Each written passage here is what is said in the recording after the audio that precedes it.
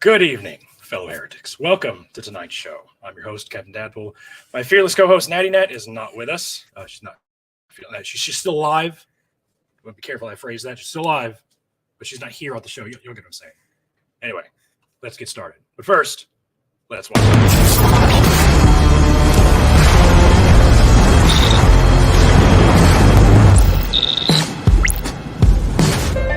Hold on to your butts. All right. Welcome our guest tonight, Josh, a.k.a. Jackaltwinky. So we've been mutuals for quite a while, I think. Pretty much kind of since the beginning, right? I feel like pretty early, I told you to drink water with a demonic voice and background. Oh yeah, that was back in the day. Boy, I forgot about that. And now we got Maul, BibleSchoolBlackSheep, who actually just discovered the other day. I was like, yay, someone who, somebody else who tried to go to Bible college. Yeah. Actually, it's pronounced Mal, by the way. I meant to tell you that before. Okay, but anyway. Well, it's too late now. It's Maul forever now. I don't know why I call it. I don't know how I pronounce it Maul. Maybe because I think of Darth Maul. That's. I'll take it. You know, I gotta grow my horns out more. Yeah. So we're gonna get y'all's deconstruction stories, and we're gonna respond to some apologetical type video. It's gonna be weird. All right. So Josh, I don't know much about your story. I don't think I know anything about your story, even though well, you didn't watch the 5-part series before I could do 3-minute videos of me crying because my grandfather died. You didn't watch that like a year and a half, 2 years ago? I don't think I did actually. Well, oops. It's all good. It's all good. I had my beard was crazy out of everywhere. A little bit longer than Maul's or Maul's. Mal. I do remember that. Sorry. No, you're good. I'm terrible with names, and it's right in front of me. So I grew up where I'm basically where I'm at now, small town Indiana. So grew up in a Christian family. My direct parents weren't all that religious, but we'd go occasionally, mostly because Grandma and Grandpa lived like literally one cornfield away from the church. And Grandpa he wasn't the pastor, but he was kind of like the leader of the church, I think, because he was the one up there leading like the songs and stuff. And that wasn't really deep into it, but kind of knew about it, and then went through high school as a quote unquote athlete. Believe it or not, I used to be able to run and do push-ups, not push-ups, sit-ups, play a little football, and at the end of high school, I knew I was going to join the Army, and my friend, he's basically the one who gave me my name, Twinkie. He gave me these comic books they were Christian comic books. It was like two brothers that I don't know, they were showing like it was evangelical Christian comic books showing how like rock music is actually demonic music, summoning demons and stuff, and how all the wonderful apologetics and stuff like that. And then 18 years old, joined the Army because I wanted to see the world, and I saw dirt, and sand. Fort Sill, Oklahoma, Fort Irwin, California, Iraq, and back to the dirt. Burnt down Fort Smith, Arkansas once. That was fun. But went to church because it got me out of the barracks and the military, and could feel the presence because of that wonderful music. Got out of the military because I was fat boy, and just kind of like faded away from religion. I didn't really consider myself anything besides Christian, but Facebook memories like to show like 10 years ago, I'm quoting George Carlin and be like, religion's this big scam. And I never thought of being anything other than Christian until I watched Grey's Anatomy. because hey, they had that post Super Bowl episode that was an epic episode because you go from the highs of the Super Bowl straight into 3 girls in a shower. I didn't see it, but I word for it. It was never watched an episode before. Watched like 7 seasons after that. But there's a kid who was like, oh yeah, there's a kid who is like a 8, 10, 12-year-old heart patient who like said God can't be real because his mom, who is praying for him to recover, but in order for him to recover, another kid has to die so he can take his heart. Like, how can there be a good, just God if, in order for him to live, his mom's prayer is granted by another kid dying? And then one of the characters is like, you don't have to believe, just kind of fake it for your mom's sake. Okay. And then a few years later, I'm actually like reading the Bible for a change, and I got to the book of Job, and I went, wait, why is God walking around with Satan making a bet? That doesn't make sense. And then read through Job more and start noticing different things that are wrong. And the real big turning point for me, like I said, it was my grandfather's death. If my grandfather had been alive at the same time as Job would have been a distant second as the most righteous man on earth.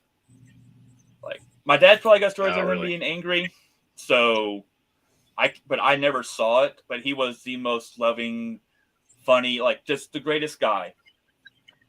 And instead of taking him quickly, he had a brain tumor that didn't get diagnosed for a year and a half. So my grandfather, who could still crush your hand at 82 years old because of milking cows as a kid, I saw this man on ventilators, passed out in the hospital in a medically induced coma. And I saw him fade away, be sent home, and like he was, before they found the tumor, they thought that he had dementia. I mean, his twin brother had Alzheimer's, so it kind of runs the family, makes sense. But it was a year and a half of my grandfather fading until he's not him anymore. He's forgetting things. He's driving around, like all the worst parts of dementia, which is just a terrible thing in and of itself. And then about 2 weeks before he passed, they finally got a neurologist on there, and it's like, the neurologist goes, hey, he doesn't have dementia. There's a brain tumor right there, and that's what's been causing all of this.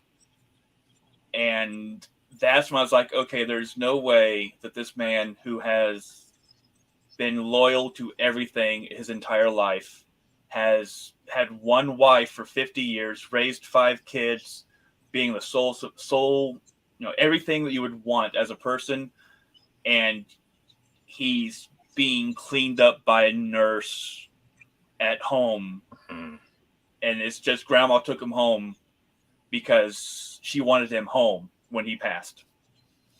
So that was my, okay, it's done. It's I don't have the praying in the car like Ricky does, that I didn't feel anything. It was watching him go that just made me go, this can't be real. And then joined TikTok because of my wife. And then at this point, she's like, hey, do you see this viral trend? I'm like, no, we are on completely different sides of TikTok. I don't see anything she sees. The only thing that she sees similar to mine is she will see my stuff. But unless it's about our kids, she does not like my videos, which irritates me. But and then found Ricky and found the atheist community online, and everyone's talking about. Can't see. My cat's playing with my cursor. He's super confused. Okay, sorry, didn't cut you off. Just had to share that. Oh, you're good. Found the atheist community on there, and everyone's talking about all these authors and all these books, and it's like, hey, you probably just read this. I'm like, I have no idea who that is. What are you talking about? So now I have 5 or 6 Bart Ehrman audiobooks. I've got a couple of his physical books. I've got both of Dr. Josh's atheist handbooks. And I actually have an autographed one because I was able to get it up at Better in Fort Wayne last year. So, and now we're here. And I kind of elbowed my way, hey, let me on the show. And it finally worked. And now I'll shut up so we can talk to Mal. Well, I had a kind of a similar experience. My grandma was very, very religious, and she's the first one that took me to church when I was really little. She was like the most godly person, quote unquote. She was like the sweetest person ever. Put everybody's needs before her own type thing. Gave everybody money, and she was like, she left the church, but she kept watching online televangelists. And not to get too far ahead, but I found out after she died, I went to her house to try and find the paperwork to her house, so we could do something with that and all that. And I found just shit tons of those envelopes that televangelists send you to give you money. And they're like, "Oh, we'll send you this little blessed charm that we prayed over." And I got so fucking pissed. She gave them her entire life. She just gave them shit tons of money, or at least most of my life. She did. But yeah, she got dementia too, and so yeah, I watched her forget everybody and start being violent from time to time. My dad eventually took her to Texas so he could be with her because she lived out in the middle of the woods by herself. So brought her back, and then she had to go to a nursing home, and she died with no dignity at all. Just the sweetest person I've ever known in my entire life, probably ever will know in my entire life, died just did not deserve to go the way she did. Now, I was already deconstructed at that point, but that was just the one I was like, man, if I wasn't deconstructed yet, I fucking would be now. To show how much my grandfather did not have dementia, he broke out of the nursing home. Because really? he was in a care facility, so it wasn't like a direct nursing home. But one of the signs on the door said, if you push this door for 5 seconds, it'll open without setting off the emergency alarm. And my grandpa's like, this isn't my house. I don't belong here. Huh. 1, 2, 3, 4, 5. And out he walked. What are you doing? Yeah. So I'm my cat's leaning his entire body against my monitor. My cat's gonna distract you or help you with that. Sorry. Oh, you're good.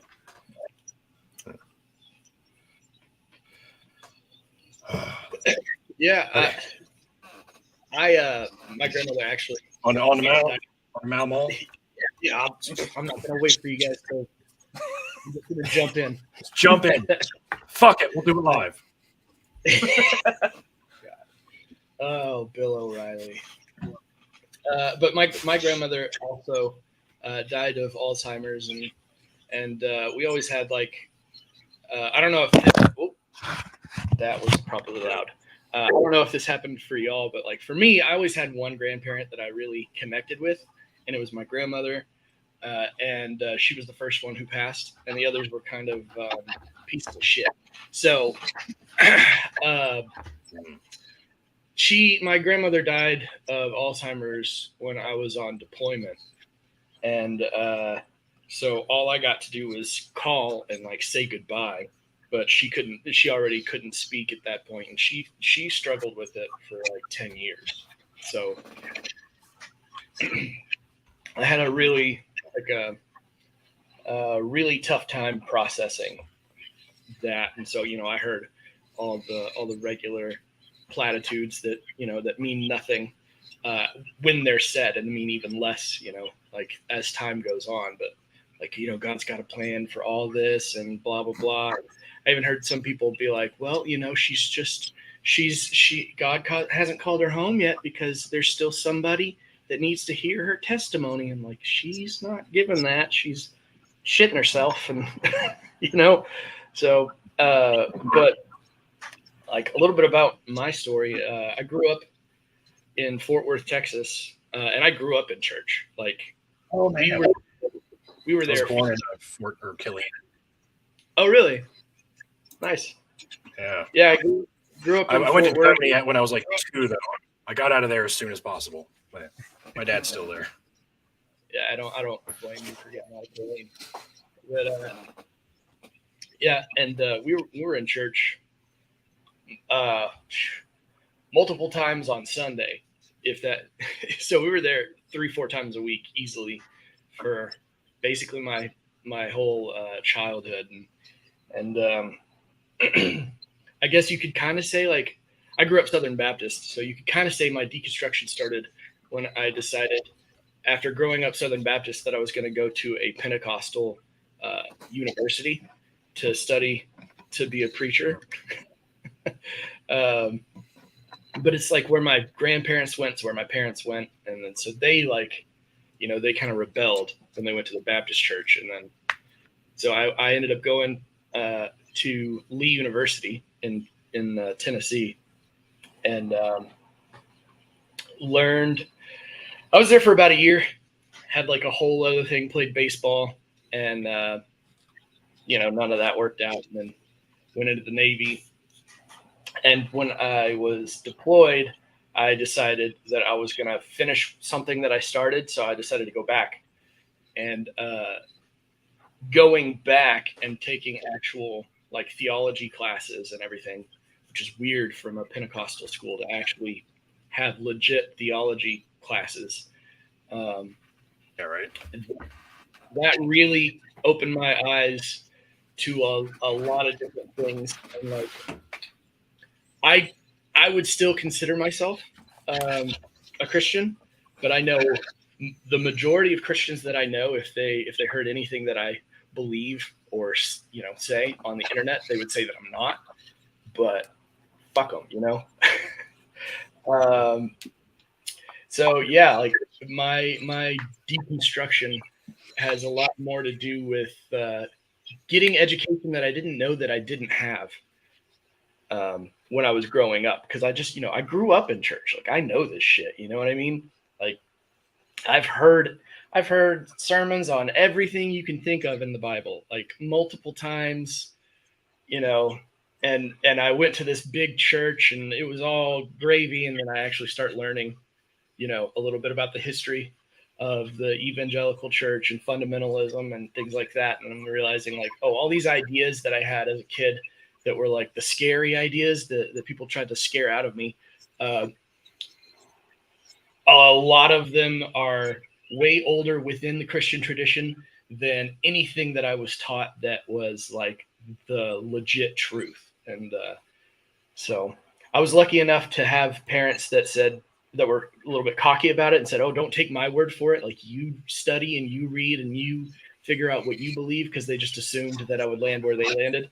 And my mom has since said she probably shouldn't have done that. And I'm like, that was the biggest favor you ever did me. So, but yeah, that's the quick and dirty version. Is I learned things, and then I realized that most of what I was taught to me by people who didn't know things, and now here we are. If it's church gravy, stay away from the stuff from Ezekiel 23. Oh, yeah, the vision of the vision of the throne. Ezekiel 23:20, and they're lusted after her lovers, whose flesh was like a donkey and whose emissions was like that of a horse. I never heard anything preached on that. That is one of like 3 Bible verses that I have memorized off the top of my head, and one of my favorite things. There's no differences in the Bible translations. If you look at Bible Hub, which I actually have saved on my phone, the differences in the 50 different versions of just that one. One of them is, she lusted after the Chaldeans, who are known for their lovemaking or something like that. And I'm like, where did the Chaldeans come from? Another one talks about how Egyptians were great lovers. I'm like, there's no horses or donkeys here. Why are there Egyptians and Chaldeans? Yeah, Have you looked into Hebrew? The Hebrew translation, it says essentially the lusted after her paramours, whose flesh was like that of a donkey, and emissions like that of a stallion, I think. Nice. I got it pulled up right now. We'll check your work. Jimothy, no, emissions is in fact the seminal fluid of the horse. Yeah. If she is dotting on paramours of them whose flesh of donkeys and flesh of them and effusion of horses, emissions of them. Yeah. But yeah, Hebrew's backwards, so it's a little bit weird. Yeah, it's Paramours. Paramours. I've never heard of them. So Besides, paramour is lover, or that your partner, significant other, because para is like other and amor is love. Is it weird that I don't know that paramour word? is other love.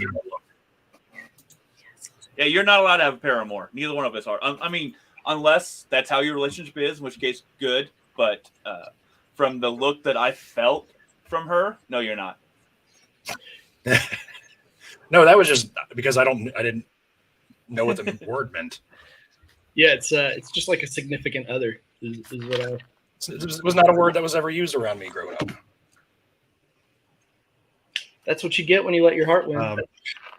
I learned that word because my second divorce lawyer said that I wasn't allowed to have my paramours around my ex and the kids. Oh, okay. Don't do it. I can see how that would stick in your head. There's a verse in, I think it's Deuteronomy 23, where God tells the Israelites to cover up their shit with dirt so he doesn't step in it when he walks through their camp. Just I like that one too.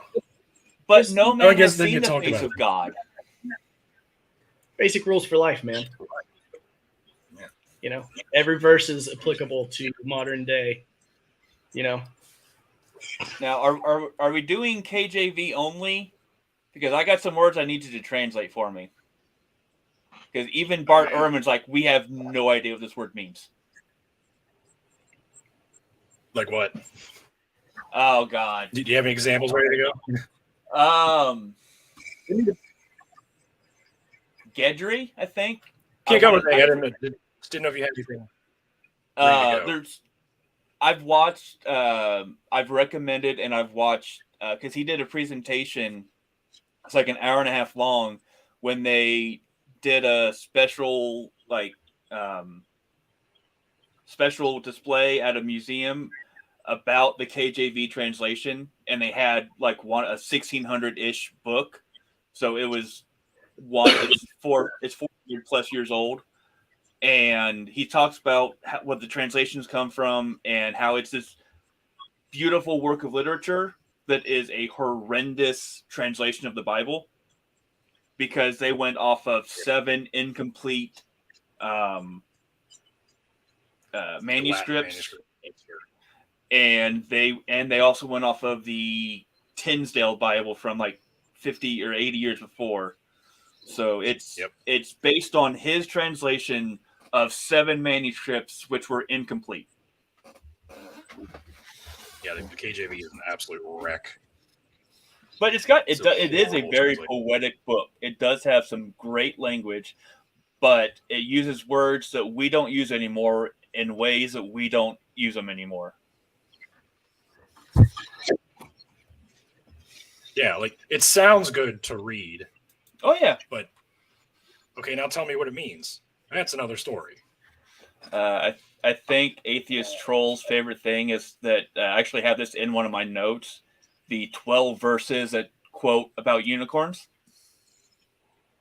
Yep. Yeah.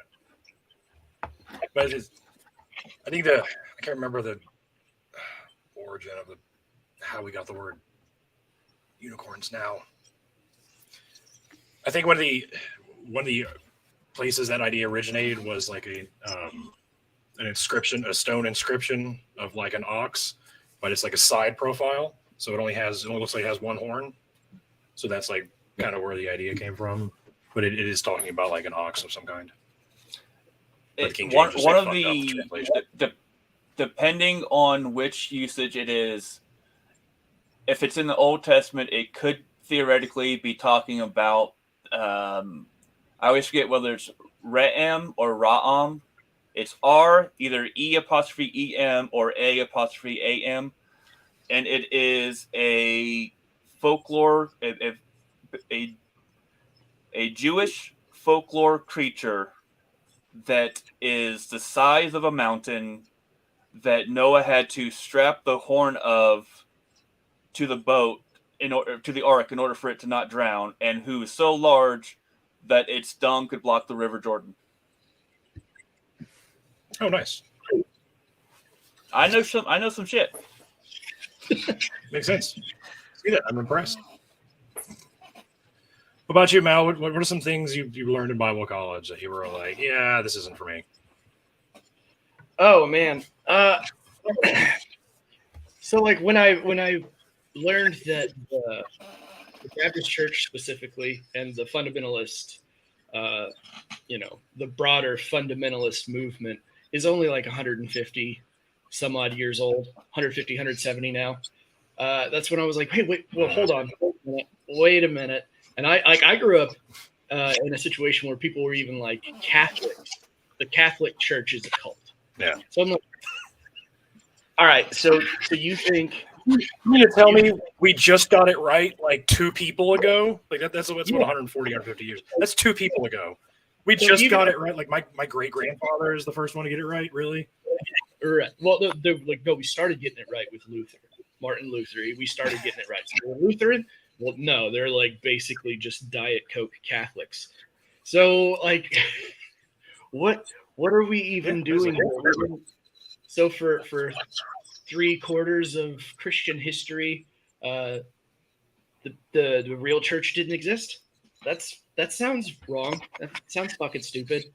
Yeah.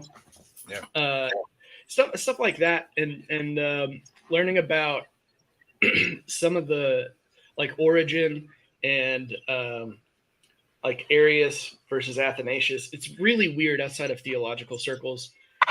You have to be really specific with the language that you use when you say I would probably more align with Arius than Athanasius, because over the last 80 years, the term Arian has taken on a whole other meaning that you don't want to get mixed in with. It's like, yeah, okay, so yeah. Yeah, the first time you heard the Arian controversy and you find out that it was 350 and not 1935, I'm like, wait, what? Yeah, so like the quickest way is just to be like, well, I don't really line up with the Nicene Creed. How about that? We'll go with that. Yeah, like because it was the way that it was taught to me was just that it was always like this has always been what it means, and nobody's ever been confused about this ever. And if you're confused, it's because you're dumb and you don't have faith. You're a dumb sinner, and that's your problem. It's like no. So yeah, learning about. I would say learning about like Christian mystics and stuff like that is probably the only reason I even would still consider myself to be part of the tradition. But yeah, that's the thing. Once you start like learning about all these other ideas that changed and who adopted what ideas from this other group, and it was just a mess. Like especially the first 3-4 centuries. It's fucking chaotic. Nobody knew what to believe, and everybody followed each other with the utmost confidence. Like. As diverse as the church today is in their theological doctrine, like they were way like right after Jesus, they were way more. After each other's throats. They didn't agree that Jesus was raised in the flesh. So some didn't think he resurrected at all. Some didn't think he died at all on the cross. Like right. Some thought So they nobody knew. Yeah. I'm in the middle of listening to one of Dr. Ehrman's books, and it's Lost Christianities. Yeah, I was and about to. He just like one of the most recent chapters was basically the Ebionites versus the Marcionites. And quick and dirty rundown for the chat, and you guys can fact check me. The Ebionites were basically as Jewish as you can be and still be Christian. It was Jesus is the Messiah, but we must keep all the Torah laws. We are still Jews. He was our Messiah.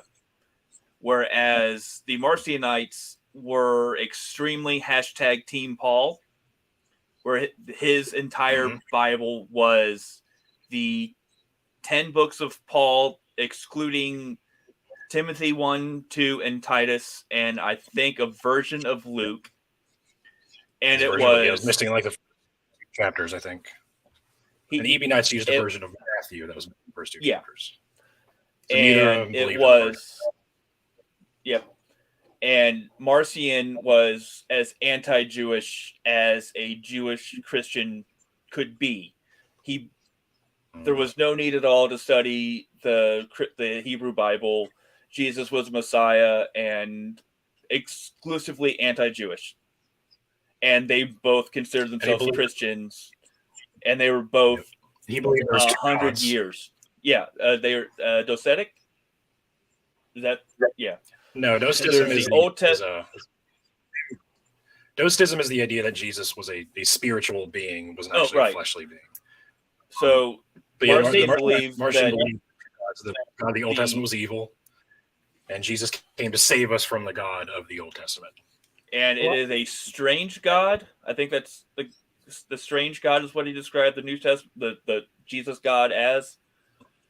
And it's like these are it's 90 to 100 years after Jesus died, and they are as extreme ends as it could be. Jewish is important. Jewish is nothing at all. But they're both Christians. That kind of makes, and I think Baptist versus Methodist not matter at all. Yeah, right. I think it was the Ebionites were also vegetarian. So when they yes, it might have been the Marcionites. I think it's the Ebionites. So when John the Baptist eats a locust and honey, they translated different because the two words look the same in Greek for locusts and bread. Yep. So they changed it to bread. He's eating bread and honey. So I thought it was locust something else and honey, and they changed the other word. But again, I'm listening to this as I'm like stocking toys and stuff. So I will defer to the people who actually went to college for something besides debt. Hey, I went to college. The Bible. Okay. I went to college so my ex-wife could go to Disney World 5 times. Nice. That's taking one for the team. Yeah. There's also the another group. It's called the Montanists. They were basically like your Pentecostal equivalent back then as the 2nd century.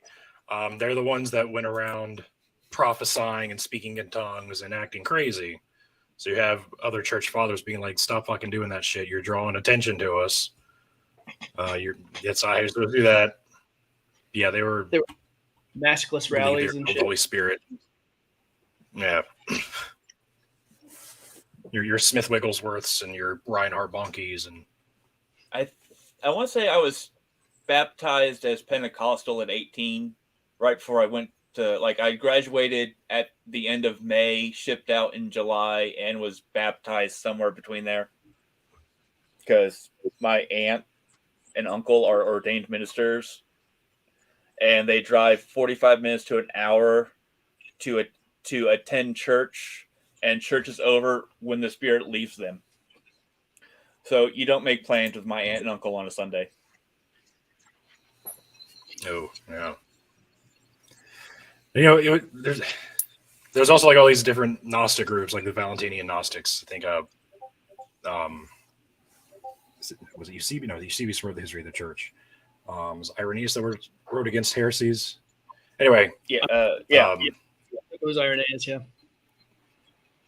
And all the reason we know anything about all these different groups is because of the early church fathers writing about them, attacking them. Like, we don't have any of their writings because they pretty much kept to themselves. They weren't trying to spread shit out and argue with each other. They were arguing with each other, but they weren't super concerned with proselytizing. But the proto-Orthodox Christians, as scholars call them, they were the ones like aggressively attacking everybody and copying those letters and handing them out. Like, here's the arguments you use against this group of people.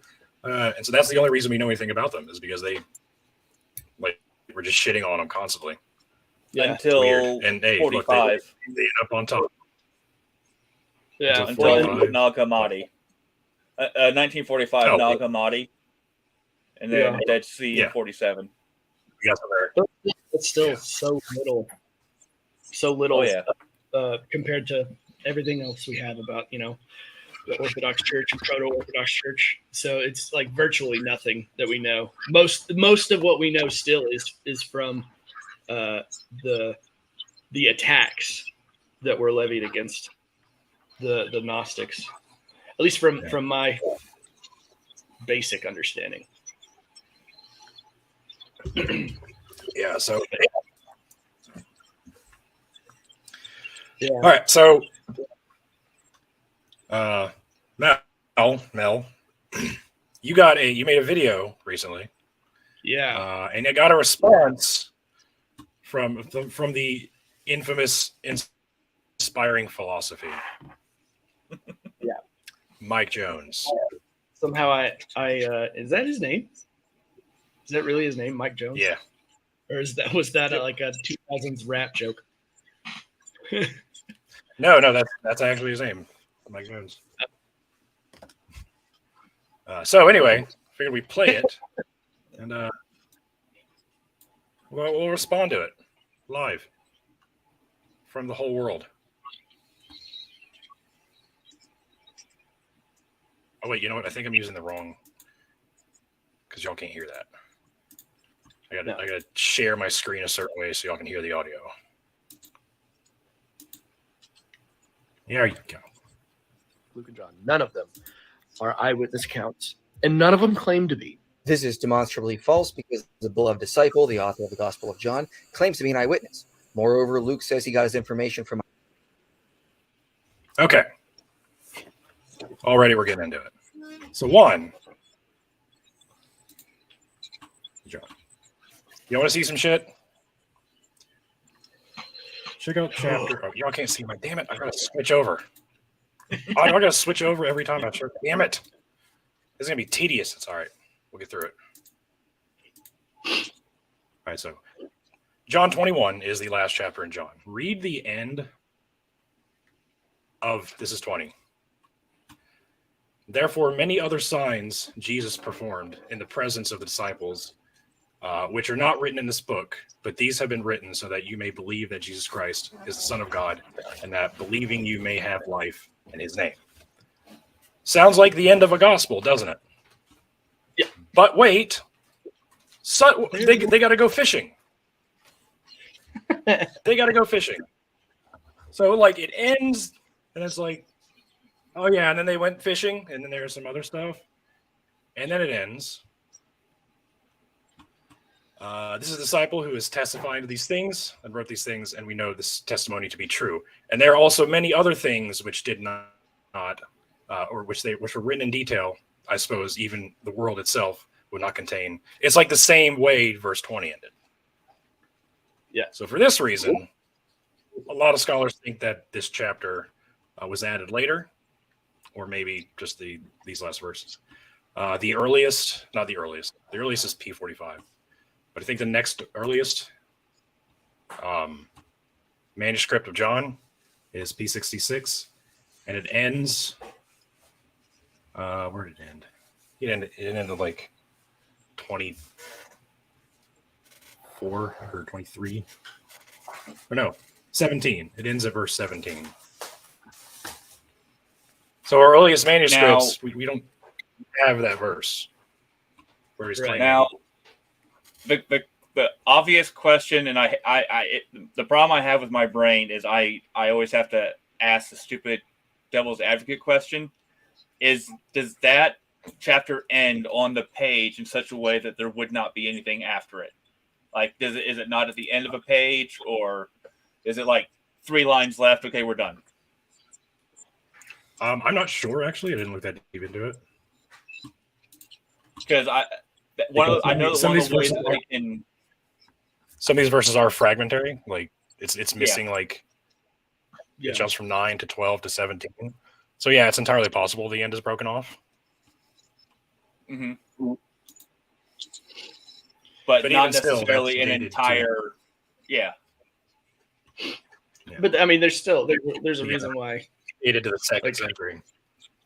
Yeah. Well, and like textual criticism, like the biblical scholars aren't just making stuff up to go along with their theory. It's like looking at it and going, hey, wait a minute, this really does look like this was added after people started questioning whether or not like John really wrote this. So it looks like it was added afterwards to lend credibility to the title that has been slapped up on top and saying, oh, no, this was written by John. It's why they doubt. Exactly.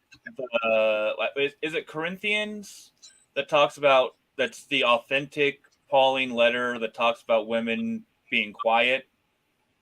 Because there's Timothy that we know is forgery, but then Corinthians, it's authentic, but that verse is suspected to be a drop in later because in some of the older manuscripts, it happens in different places.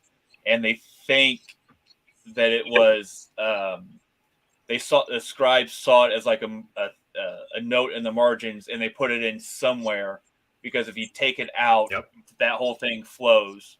It's like A, B, C, D, 7, 4. Yeah, that's right.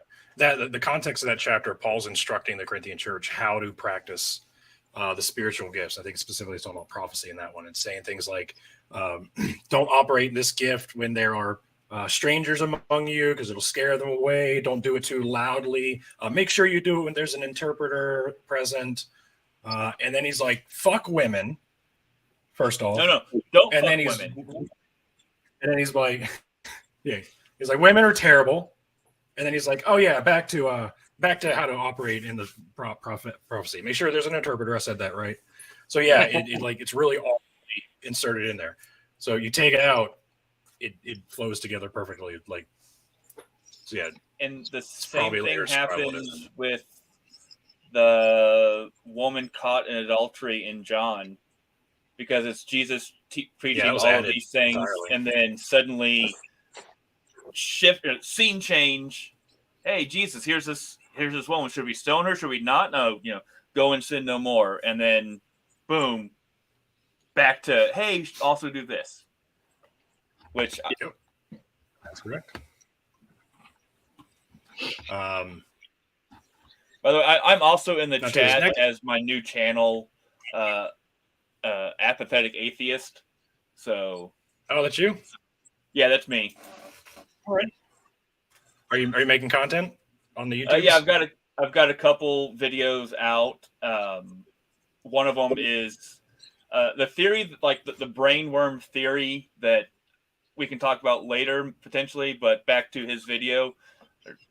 But yeah, I did that long rambling rant in your Discord about why the Gospels were written. Oh. The Gospel of John.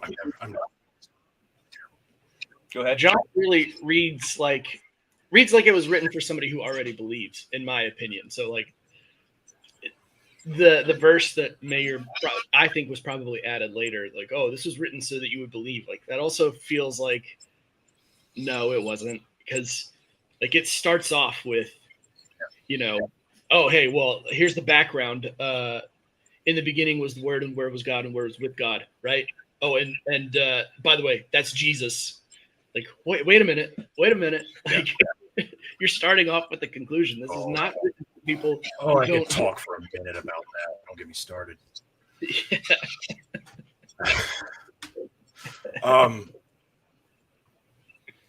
Anyway, yeah, don't stay focused. Yeah, sorry. That's my fault. No, you're right. I'm saying to myself, stay focused. Like, don't go off on this other topic that you could stay on for a while. So his next point is that the author of Luke claims to have got his information from multiple eyewitnesses, which he does. But the thing is, the author of Luke also wrote the book of Acts. And Acts and Luke are horribly inaccurate with their details about geography and timeline. Like if you look in Paul's letters, in his own firsthand accounts, he talks about a lot of the exact same things that are in Acts. And his accounts are way different. His conversion, for example, Paul says he saw, or was it? Did he see light? Yeah, he saw light. It doesn't say he went blind. It doesn't say he fell off a horse. It doesn't say he had two people with him that witnessed the event. And I think it says he immediately went to, or he said he did not go to consult with flesh and blood.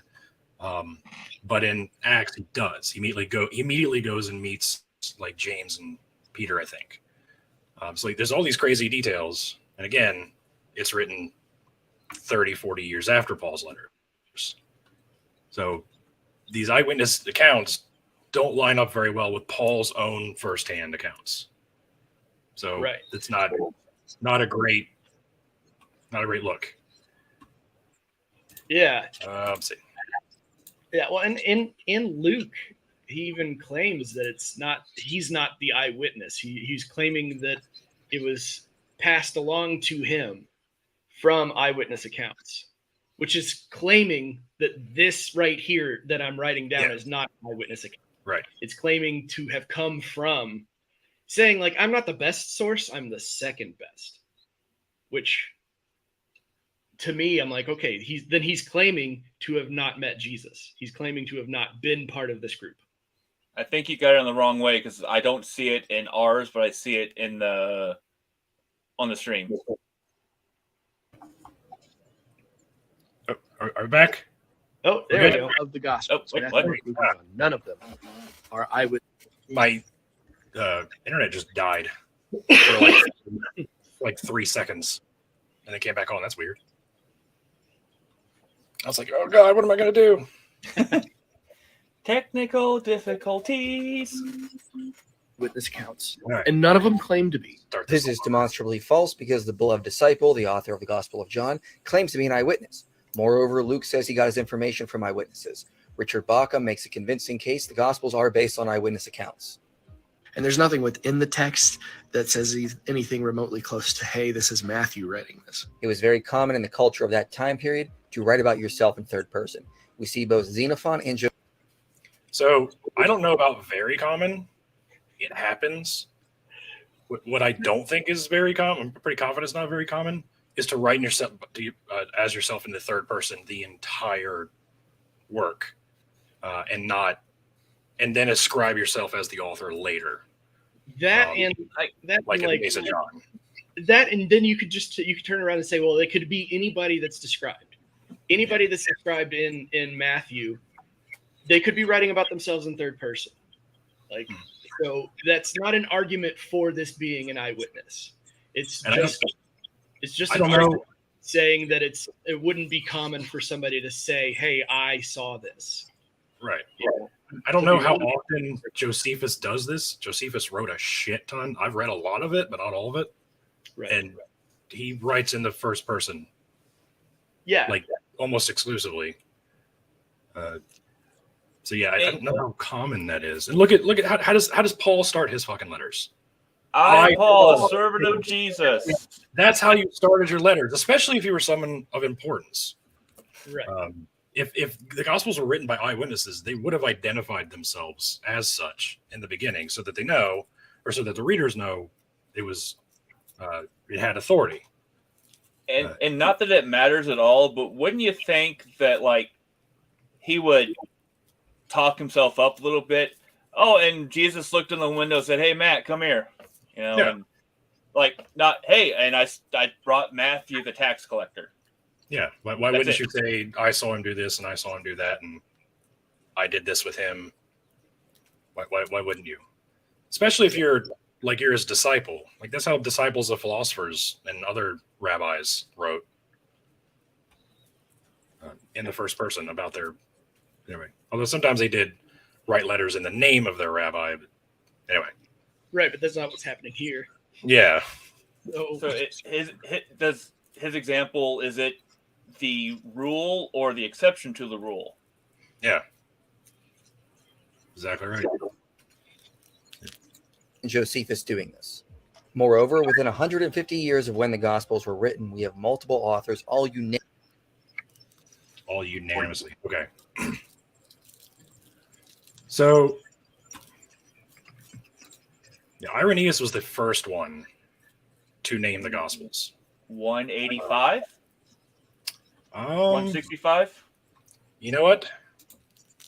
Because I know that Justin Martyr wrote extensively, and he would have been a college professor's dream because he cited his sources beautifully. But every time that he cites the Gospels, he says he does not say according to Matthew, Mark, and Luke, because they think he had John, but not necessarily. But Justin Martyr says the journals of the memoirs of the apostles. Memoirs, yeah, the memoirs of the apostles, but doesn't say the memoir of John. Yeah, and he says that multiple times. He calls them the memoirs of the apostles. Yeah, so multiple times. And that would definitely be the exception to the rule that he's citing on like page 17 of this one from this writer. This is what he said, like 2 words. Jesus wept. Mm-hmm. But in the memoirs of the apostles, don't care who wrote them. This is what they say. Like this is one of the apostles. Like it's not important. It's like the Lost Tribes, which I don't understand the reference that much, but after the Gospels, 8 of them just fucked off, and you never hear from them again. Yeah, his whole quote is, I got it pulled up. I'm not going to switch the screen. You'll trust me. It's not the whole quote, but it's probably the most relevant one. It is not possible for the Gospels can be either more or fewer in number than they are. For since there are 4 zones of the world in which we live and 4 principal winds, while the church is scattered throughout the world, and the pillars and the ground of the church of the gospel, the spirit of life, it is fitting that we should have 4 pillars or 4 gospels. Like there's like 70-ish, I forget the exact number of gospels at the time, but he was like these 4. And he's the first one to name them Matthew, Mark, Luke, and John, as far as we can tell. I think the common number is 40 plus, according to the noted, very well regarded gospel scholar Dan Brown. There's over 80. Oh, Dan Brown came with 80. Yeah. He might be I don't know. I'll have to look at that. He might be including like a lot of the Gnostic writings that would probably, but gospels. But I don't know.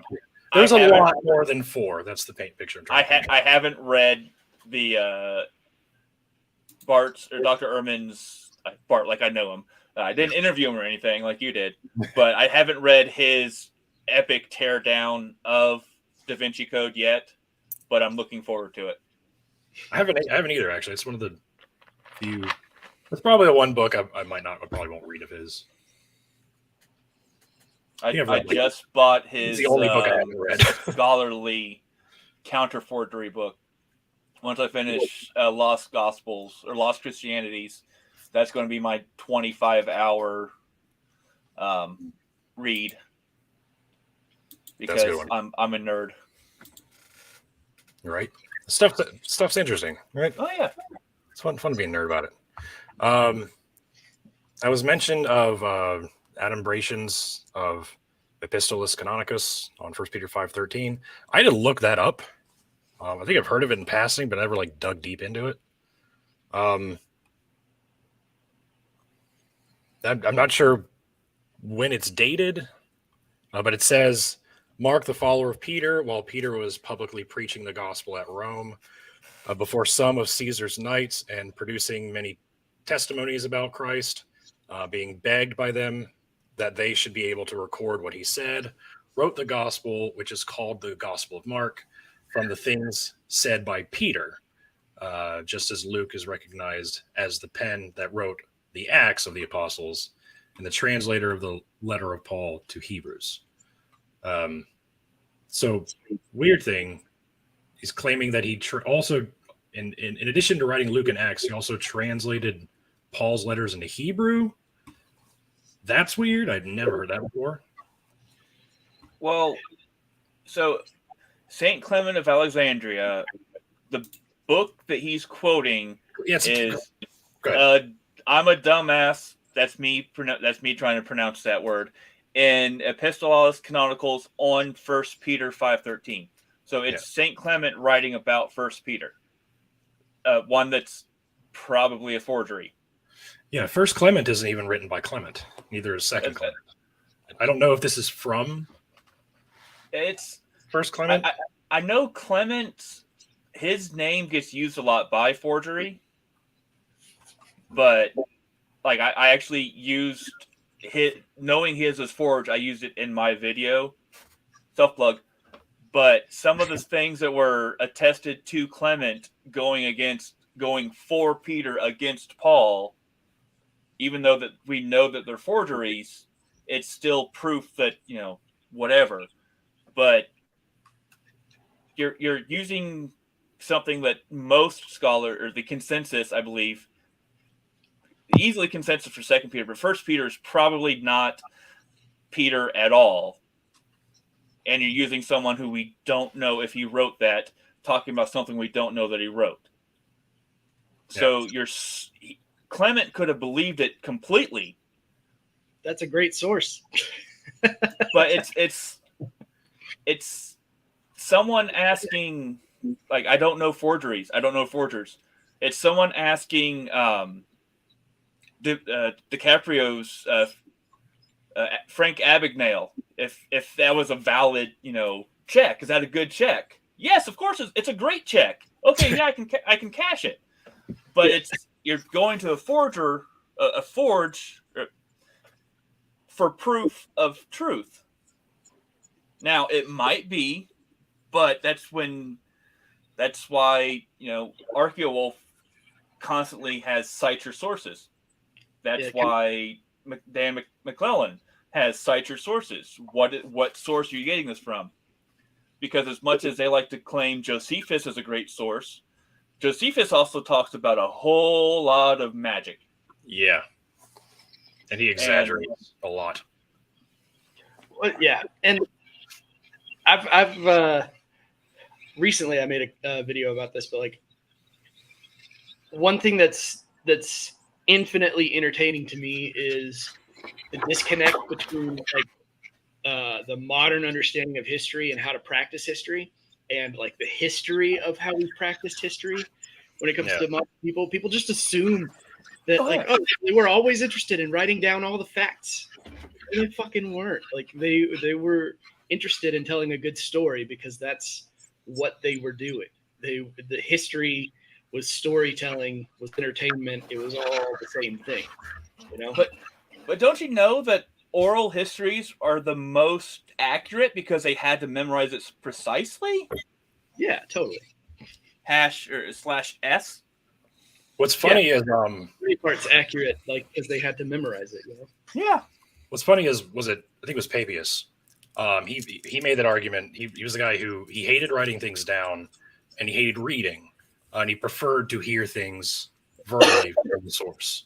And like all the church fathers like shit on him for that. They called him like unintellectual, unsophisticated, like things like that. So they had a very different idea. They're like, no, you need to have writings, dude. What are you talking about? Random thought in my brain. Maybe he was dyslexic and couldn't read that easily. Or ADHD. I hate writing. Wait, dyslexic and ADHD? He was a demigod. Camp Half-Blood. Maybe. Yeah. Oral.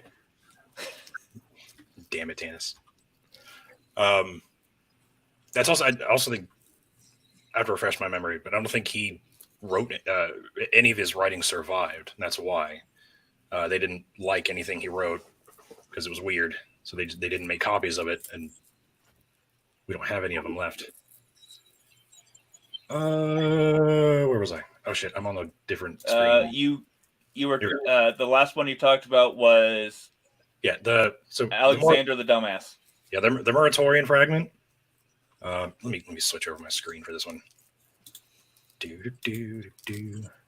Like I told you before stream, there's a lot of stuff in here that I can't cite a source, but it's there.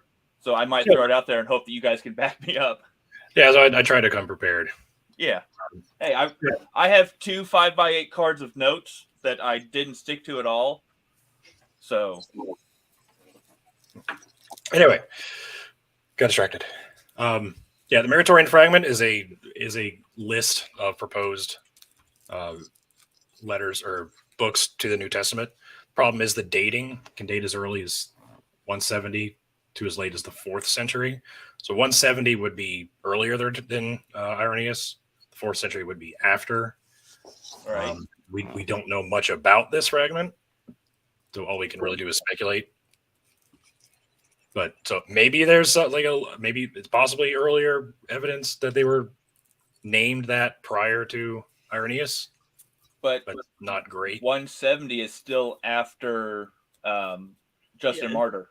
Yeah. Yeah, it's still like 100 years after it was supposed to have been written. Yeah. At the early. Well, don't you know that the atheist scholars just have it out against the Bible? So everything's actually written like 20 years before they say.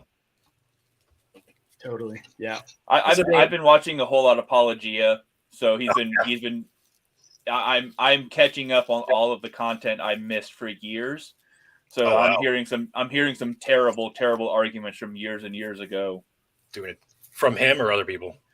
From other people. Like he has his own trinity of the blue collar worker who's now a biblical apologist. You've got the guy who was the cop, the guy who was a reporter, and the guy who was a baseball player. Yeah. James Warner Wallace, Lee Strobel, and I don't know who the baseball player was. He's been dead for like a decade now. It was one of the last videos he did, I think. It was reply to a reply. I watch. I have a Patreon, shameless plug. Every Saturday we watch a bad Christian movie, and I've never seen the second God's Not Dead. So we watched that yesterday, and fucking up comes James Warner Wallace on the stand and testifies in front of a judge. I'm like, no, God damn it. And then Lee Strobel goes, I'm like, no, no. Yeah. Oh, man. It's just raging at the screen. Papias quoted in ecclesiastical history. So we don't know who wrote it.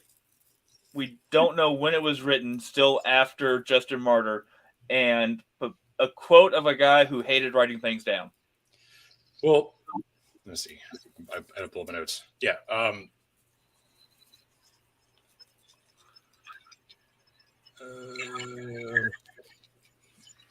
Okay, yeah. Correa, what do you think happens first? Gary Habermas prints his 5,000-page book, or like Jesus comes back? Which one? Which one happens first? Oh yeah, Gary Habermas was on there too. Because he I was wrong, by the way. It was Polycarp that we don't have any surviving stuff on. The Papias claimed he was John's disciple. Yeah, we don't have any of his works. He's quoted by Eusebius. And Eusebius only quotes him as quoting Mark and Matthew. No Luke and no John. So even though he claims he was a disciple of John, he doesn't ever seem to quote John's gospel.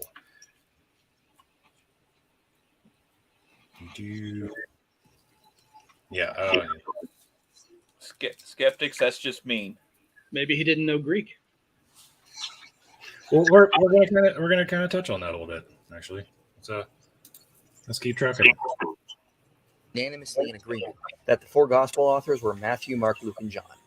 If we compare that to another ancient work, the first author to ever tell us that Tacitus wrote the Annals is St. Jerome, writing over 300 years after Tacitus. So I would argue... And Irenaeus said the gospel authors were the authors 200 years earlier.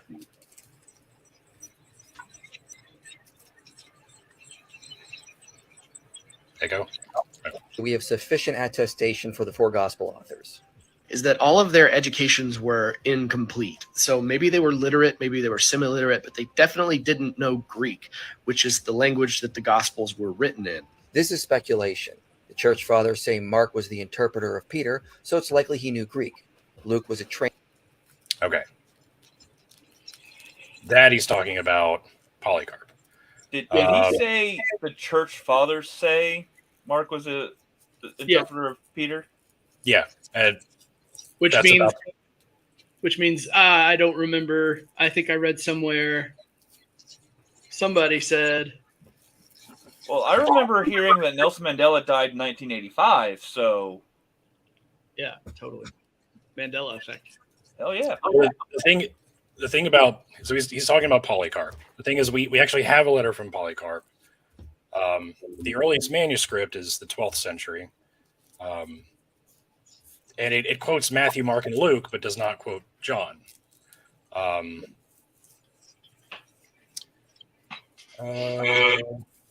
Oh, yeah, I missed some. I was right about Papias. Okay, I'm going to go back to Papias for a second. So I put work into my script. I'm just going to read it. None of Papias' writings survived. It is believed that he was writing about 130 CE, but everything we know about his work comes from the quotations of the later church fathers. From those quotations, he states that he personally talked with Christians who had known a group of people he called the elders, who had known some of the disciples. And this is what the elders use to say. When Mark was the interpreter of Peter, he wrote down accurately everything that he recalled of the Lord's words and deeds, but not in order. For he neither heard the Lord nor accompanied him, but later, as I indicated, he accompanied Peter, who used to adapt his teachings for the needs at hand. That's important. He says Peter used to adapt his teachings for the needs at hand, and he would change the order of the sayings. So he's not concerned with preserving everything perfectly. Not arranging them as if they were any sort of order. And so Mark did nothing wrong by writing some of the matters as he remembered them. For he was intent on just one purpose, not to leave out anything that he heard or to include any falsehoods among them. Regarding Matthew, he says that Matthew composed the sayings in the Hebrew tongue, and each one interpreted them as best as the best to his abilities. So like what he says about Mark, Matthew is a collection of sayings, like the Gospel of Thomas, but this time it's in Hebrew. Matthew was not originally written in Hebrew. We know this because linguists and stenographers and what have you, they try to back translate it into Hebrew, and it doesn't work. It doesn't make any sense when they do it. That's how you know what a language a text was originally written in. Hebrew is written. Which gospel is it that's that beautiful quote that's in Greek that if they translated it to Aramaic, it doesn't make sense because it's like it's written in Greek and then that line is Aramaic. So if they translate it to Aramaic, it gets wrong. Eloi. Yeah, that one. Elohi Savaka. Yes, that one. My God, why have you forsaken me? Yes.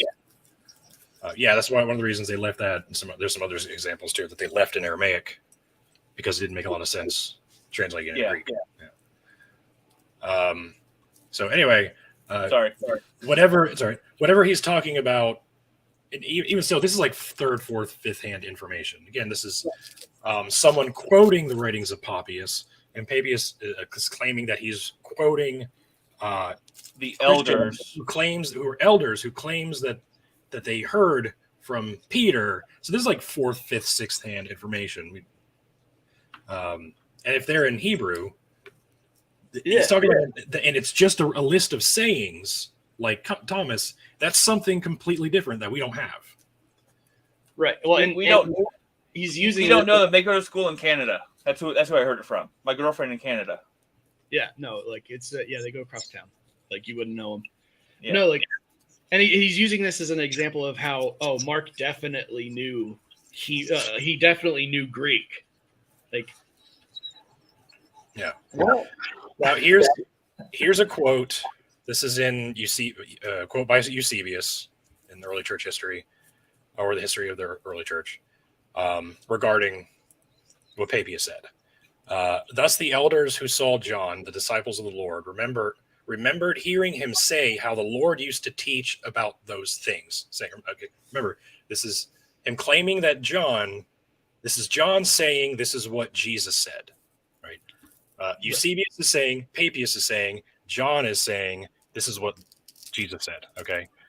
Mm-hmm. And according to this, it's the days are coming when vines will come forth, each with 10,000 bows, and on a single bough will be 10,000 branches. And indeed, in a single branch there will be 10,000 shoots, and on every shoot 10,000 clusters, and in every cluster there'll be 10,000 grapes, and every vine and every grape in there will be pressed and will yield 25 measures of wine. And when all the saints grab holds of the clusters, they will not cry out, I am better, take me, bless the Lord through me. There is nothing like that in any of our Gospels. That is something completely new. So if that's something that one of the sayings that's in one of these writings, that's further evidence. It's something completely different than what we have. Yeah, and it's not like they're talking about something else other than what we have. Yeah, and I started saying that. I thought it was different, but it ended up being exactly what you just said. So, yeah. 10,000, 10,000, 10,000, 10,000, 25. But you're not allowed to drink alcohol. Yeah. Sorry.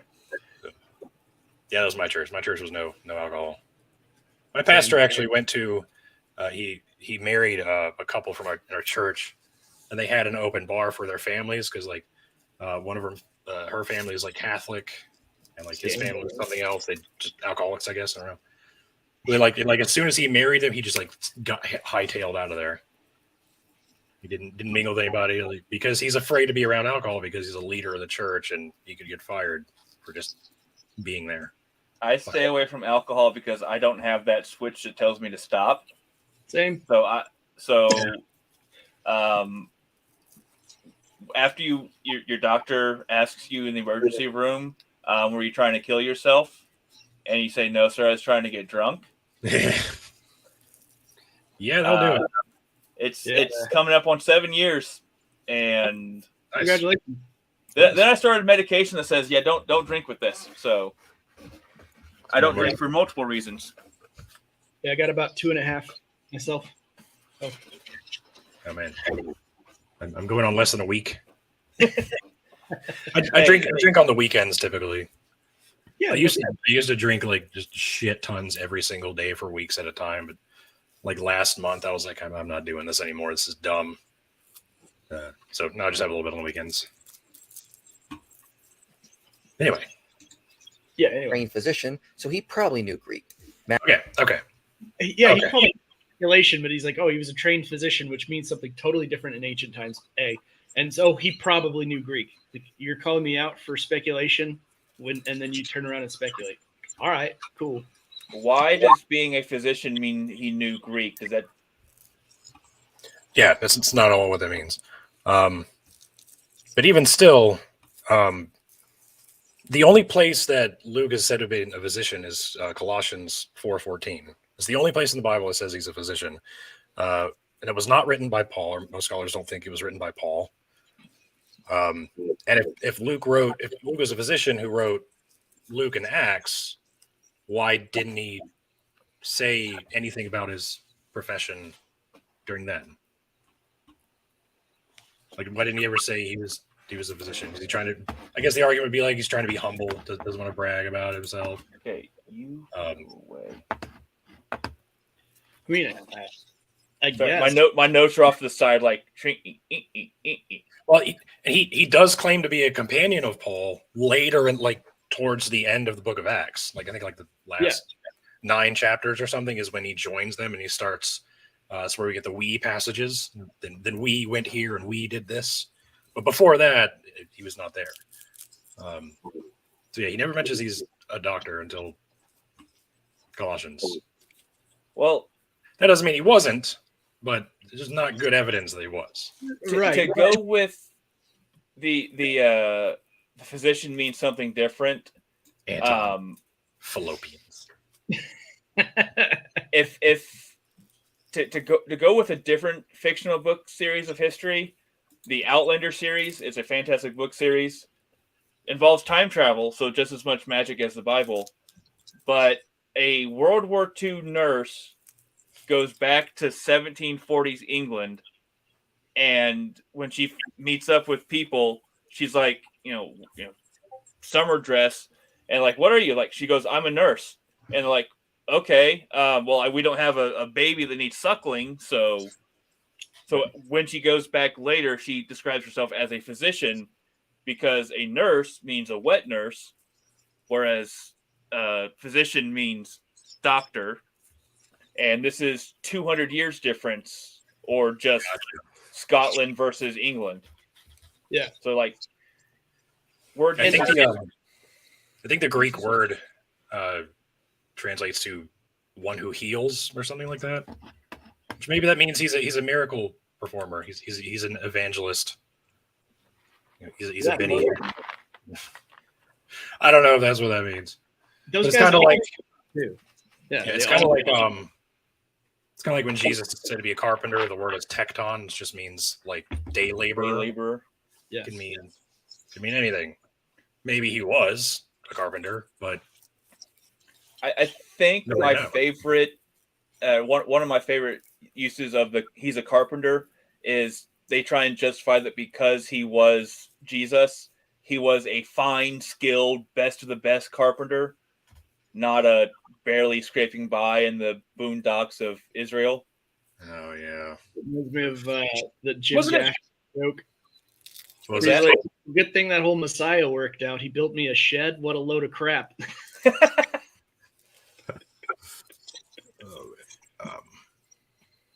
Fuck, what was I going to say? Was it the Passion of Christ where he invented stand-up tables and chairs? You remember that? God is all-knowing and Jesus is God. In the Passion of Christ, he invents, like his mother comes up and he's like, what the fuck are you doing? And he's like, I'm making tables that you can sit on instead of squat on the floor. Yeah. Yeah. I was like, really? You just invented the modern table and chair? All right. That's what we're going with. Cool. Fun story that adds me a little heresy cred, I guess. When Passion of the Christ came out, we went and saw it as a family because, of course. As you do. And they're getting to like the crucifixion scene. And my dad's always been a crier. So like none of us were worried about that. But for whatever reason, my sister started to tear up, which made her laugh because she was like, I'm crying at a movie. This feels ridiculous. So she starts to laugh. Well, I started to laugh at my sister, and then my mom laughs when she's embarrassed. So like in a packed theater in Fort Worth, Texas, you've got us three, me, my mom, and my sister, like trying really hard to stifle laughter and failing, and my dad leaning away from us so he's not associated with this. And everybody's turning and looking because like at the climax, like he's literally being crucified. We're like, that's epic. Yeah. Anyway, so that is the stuff of legends. All right. Matthew, being a tax collector, kept records, so it's likely. That's probably why. I think Bart Ehrman actually says this is why Matthew was chosen to be the author of the gospel, because it was likely he was the most educated since he was a tax collector. So that's why. I think I'm trying to remember whether it's Dr. Josh or Dr. Bart or both of them, But being literate and therefore being like the tax collector means completely different things now as it meant then. There was the the official pharaonic governor type, like the person who was in charge of all of, like the land deeds and the wills and all of this, who couldn't spell his own name. They have a papyrus of this guy practicing his name, and it's like, I am Bart Ehrman. I am Bart Ehrman. I am Brett Ehrman. I am Brett Ehrman. I am Brett Ehrman. So I think I remember hearing about this. It's got like 23 lines, and like the first 8 are, Bart, and then so you can tell that he's just copying the letters, not knowing what they mean, because he's signing his name, but then he flips a couple of them, and the other 15 lines are the incorrect one. And this is a guy who is in charge of all city governmental seals and officials, the most educated, literate person in the area, and he can't even spell his own name. I do remember hearing about this, yeah. Oh, shit. Yeah. So maybe be able to count, but writing is a whole different thing. It's being able to write and read are two different skills back then. Yeah. Right. Well, and then it's Still also hard. well, I can read Greek. I have a hard time writing it though. Yeah, and it's still speculation too, because it's like my English looks Greek. Because he's the tax collector, right? So he's working for Rome, therefore he would have been speaking, the Roman dialect, which was Greek. Maybe, sure, but scribes and translators were a thing. Like, just because he was the tax collector doesn't mean he was the one reading and writing in Greek. He was the one collecting the taxes. He wasn't necessarily the one writing and reading the correspondence between the Roman governor or whoever it was that he was working for and himself, So there's a lot of modern assumptions when it comes to talking about he was a tax collector, so he would have known Greek because that was the lingua franca at the time. If you did business, you had to know Greek. It's like, first of all, was tax collecting a business? It seems more like it was just a duty that you had to carry out, that and you had to rip people off to even make any money. Is that business, or is that just a whole other thing? Just business. All right. I think we don't got much longer. Likely he also understood the language. Also, I would agree with Richard Bauckham that the author of the Gospel of John is not John the son of Zebedee, but who Pappy is called John the Elder. And there's no reason. I forgot Who's John the Elder? Earlier he talked about who was it? Because there's John the Lesser, John the Greater, and John son of Zebedee. But there's also wait, did he say Papias? Or did he say he said Pappy. Yeah. Oh, okay. Yeah, Papias said John the Presbyter,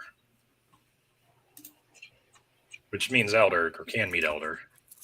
But the translation I got says John the Presbyter. Yeah, John the Presbyter, which is the first term that's used, as far as I could tell. But also going back to there's a thought that's been butterflying in and out of my brain about the difference between knowing Greek, knowing enough to write it, and knowing enough to write it eloquently.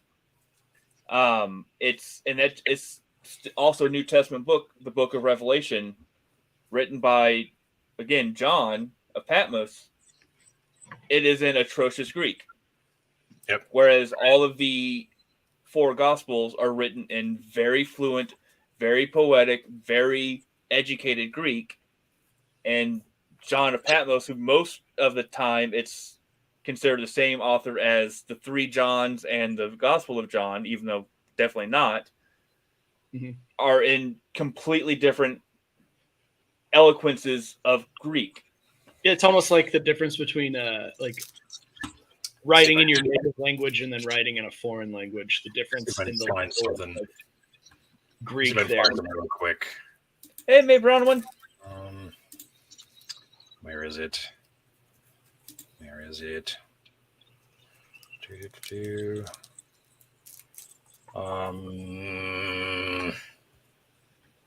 Damn it. Somebody, I can't remember who it was. Oh, wait. No. Yes. No. Feedback. I can't find it. Somebody was it religious? I'm sorry. One of the early church fathers. Can't find which one now. I should have written it down. Actually pointed this out. He's like this is the 2nd century writing. And he's saying Gospel of John or the book of Revelation can't be written by John or John the Baptist or the disciple John because it's terribly written. Like the Greek is really bad. Like even in the 2nd century, they're picking up on that. Yeah. And it's to go off of what Vaguely Agnostic said in the chat there. They said street Greek. It's coin Greek. Or translates to common Greek or right. Street Greek. When in my failed attempt at learning Spanish in high school, again, I live in Indiana. My dialect is Midwest nothingness. My Spanish teacher, instead of teaching us like normal everyday Spanish, was attempting to teach us like Spain, like high up Spanish, which yeah. So if I were to go to Spain, I could understand them. But if I go to Texas, Mexico, Puerto Rico, Cuba, like I'm not going to be able, like we can pretty much communicate, but it's more different than American and England English, even though it's the same language, it's different. And in writing something like that, it goes back to the eloquence of the Gospels. These are highly educated people, much more highly educated than I am. But it's them writing very formal letters and using philosophical arguments and all this great stuff, as opposed to backwoods boondocks barely scraping by poor people in 1st century Palestine. Yeah. It's going to be different. Yeah. Reason to doubt that he was educated. It doesn't make any sense to wait until you've learned a completely new language to write down anything about the most important story you've ever been a part of. That makes sense, but there's no reason to think the gospel authors didn't write something down that has just simply been lost to time. For example, the early church father Papias tells us that Matthew wrote something called the Logia in a Hebrew dialect. We've already discussed that. Which may have been a list of early sayings. There is a ton of evidence which shows the Gospels are historically reliable. See these books. Okay. So, to bring everything to a point, because Tertullian is the first one, with the possible exception of the Muratorian fragment, since he's the first one to say the author's written by Matthew, Mark, Luke, or John, there's no reason to believe they were. We have several other church fathers, Justin Martyr, Origen, etc., quoting the Gospels, never calling them Matthew, Mark, Luke, or John. They were written anonymously. And because of that, you can't take what this guy said 200 years later and say that's what they all believed the entire time, even though nobody said that, even though nobody used those words. That's what they all thought. That's not how that works. I have a quote from one Bart Ehrman. There's always a Bart Ehrman quote. It is always appropriate. he's been writing his blog for 7-10 years now, 1,500 words a day, plus between writing and editing and whatever, 30 plus books. There's a quote. Yeah.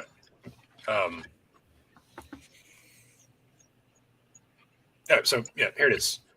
Scholars have almost uniformly rejected just about everything else that Papias is recorded to have said in their surviving references of his works. I think it was meant for something else. I think I copied the wrong quote. Can't even. Oh yeah. He cited Papias a minute ago again. Yeah, scholars have almost uniformly rejected just about everything else that Papias is recorded to have said. We have dim evidence that he knew John as a disciple, but we have no evidence that he's familiar with John's gospel. That's the point. He never talks about it. In fact, he talks about the other gospels. So does Polycarp. Again, that nobody talks about John until later. So yeah. Like I could have been better organized there, but it's all right. It's okay. You have some sort of organization. You showed me your notes, and there's like 19 different things on there. And my notes are I had to use a different web browser to use StreamYard tonight. So yeah, nice. Max supremacy.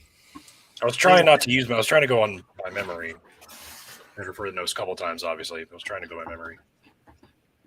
Yeah, I didn't even have any notes. Like, I've gotten to the point now on TikTok where, for the most part, if anything that I say finds its way onto that side of TikTok, onto the conservative Christian side, that I might respond in a video, maybe, but I'm not gonna get down with responding to the comments. I'm not gonna waste my time like going and digging up and researching all these different.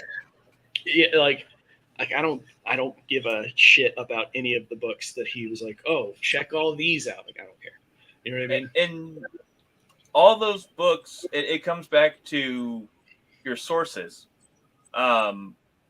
Much of modern day biblical scholar, they are bound by their school to not say anything against the religion.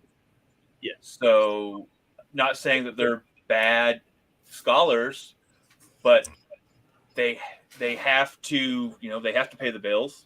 They have to eat, which is. Art Herman called out William Lane Craig for that in the debate. Yeah, I think he asked him if he believes that there are errors in the Bible, and he kept like beating around the bush. And he was like, "Of course you're not going to say that. You'll get fired if you say you believe that." Right. Like, like I have professors that wrote books, and I could pull them and be like, look, see, but 9 times out of 10, those professors, they have their PhD from like some no-name school. Where, like, I don't know what their credentials are, and now like I legitimately had essay questions about like what color your office should be as a pastor. It was an essay question that I got wrong. Really? About what color your office should be. So like just because somebody has a PhD does not mean that their opinion is reflective of any kind of scholarship.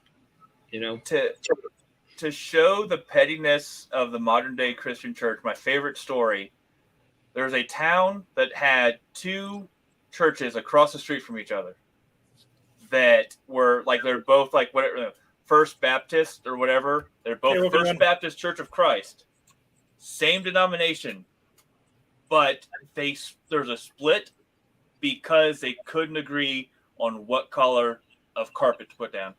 I've heard that. I've heard a similar story. Yeah. So one group wanted red, one group wanted blue. They said, "Screw it, we're building our own church with blackjack and hookers across the street." Right. It's like Church of God versus Church of God of Prophecy.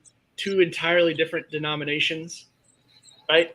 They're literally the only difference was a budgetary dispute over like $58, I think, in the 60s or 70s. That's it.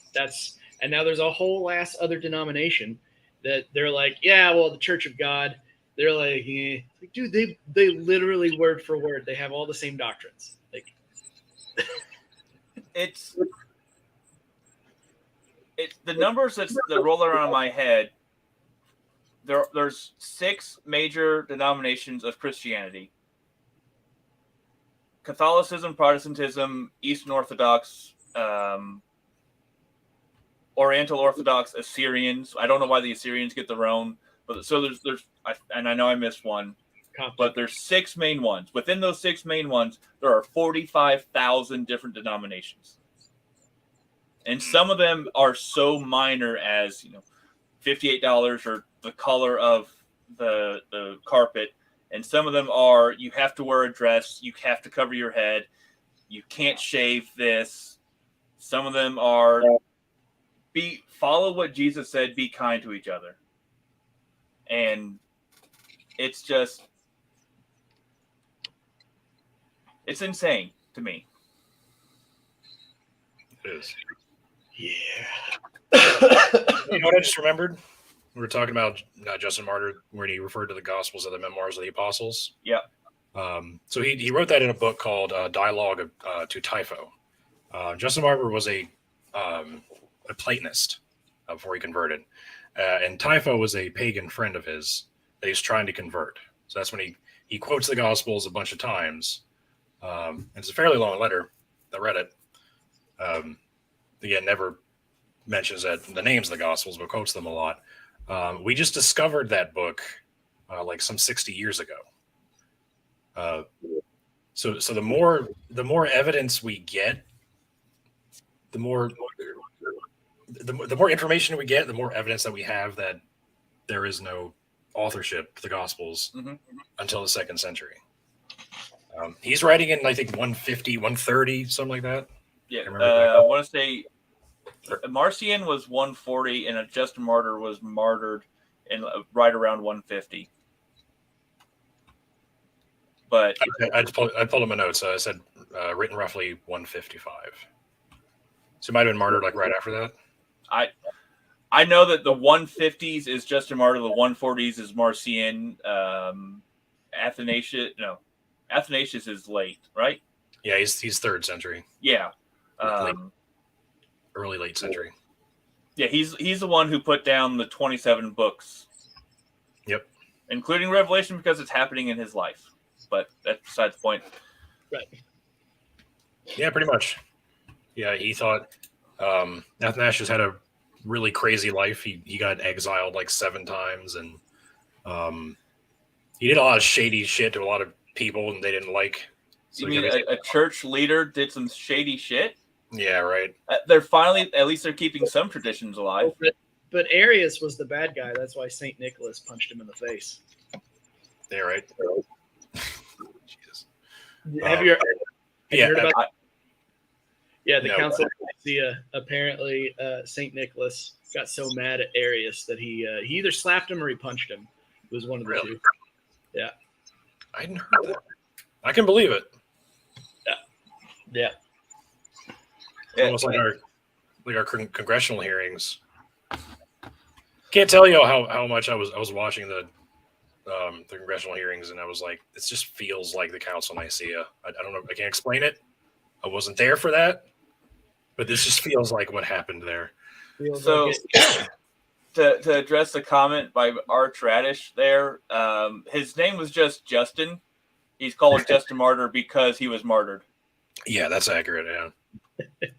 Like, I forget. It's one of the things that Bart Ehrman starts most of his things with.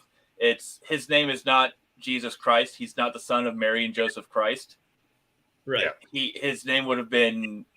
I always forget whether it's Yehoshua or Yeshua. Yeshua ben or Bar Abbas, because he didn't have a father, son of the father, or Ben Yosef. So he would have been Yeshua, son of Abbas or Yosef. Yeah. So occasionally, like what Mal said in with what you said, I'm one of those people. I don't make a lot of, like, my content doesn't get onto that side of TikTok. I don't know why. But I will. Mel, there's a lot of content creators. Theo's Poppy, Atheist Cats was a big one for a long time. The Millennium, is her 10th account now. But they post a lot of things like, saying, hey, this is wrong. So I'll jump into their comment section and I'll have 4 or 5 day fights with these people. And I don't have the theology background. So whatever argument I'm using depends on how I'm feeling that day. Did you see the thumbnail, Darren? Yeah, did you see the thumbnail? No, you're not the only one. Hold on. I'll pull it up. But so, like, in some, I'll try and quote scholars and be like, according to a scholarly consensus, this, that, and the other thing, this date, that date. And others, I'm like, well, according to scripture, this, that, and the other thing. Mm-hmm. And then sometimes I'm just like, okay, but like Jesus was trans, Yeah. Just child of an ex, nothing is female. Well, simple common to pass on. So. Yeah. Common usage would be female, would be a woman, presents as a man, identifies himself as he, him. That's a trans person. I think. Yeah, that's Nick Offerman there. my bald head next to Nick Offerman. I always like to point out Job 38:28 says God is a father who has a womb. Not kidding. So God is trans. I always have to look it up. My favorite one to throw at them is when they say that there's only one God. And then I'll say,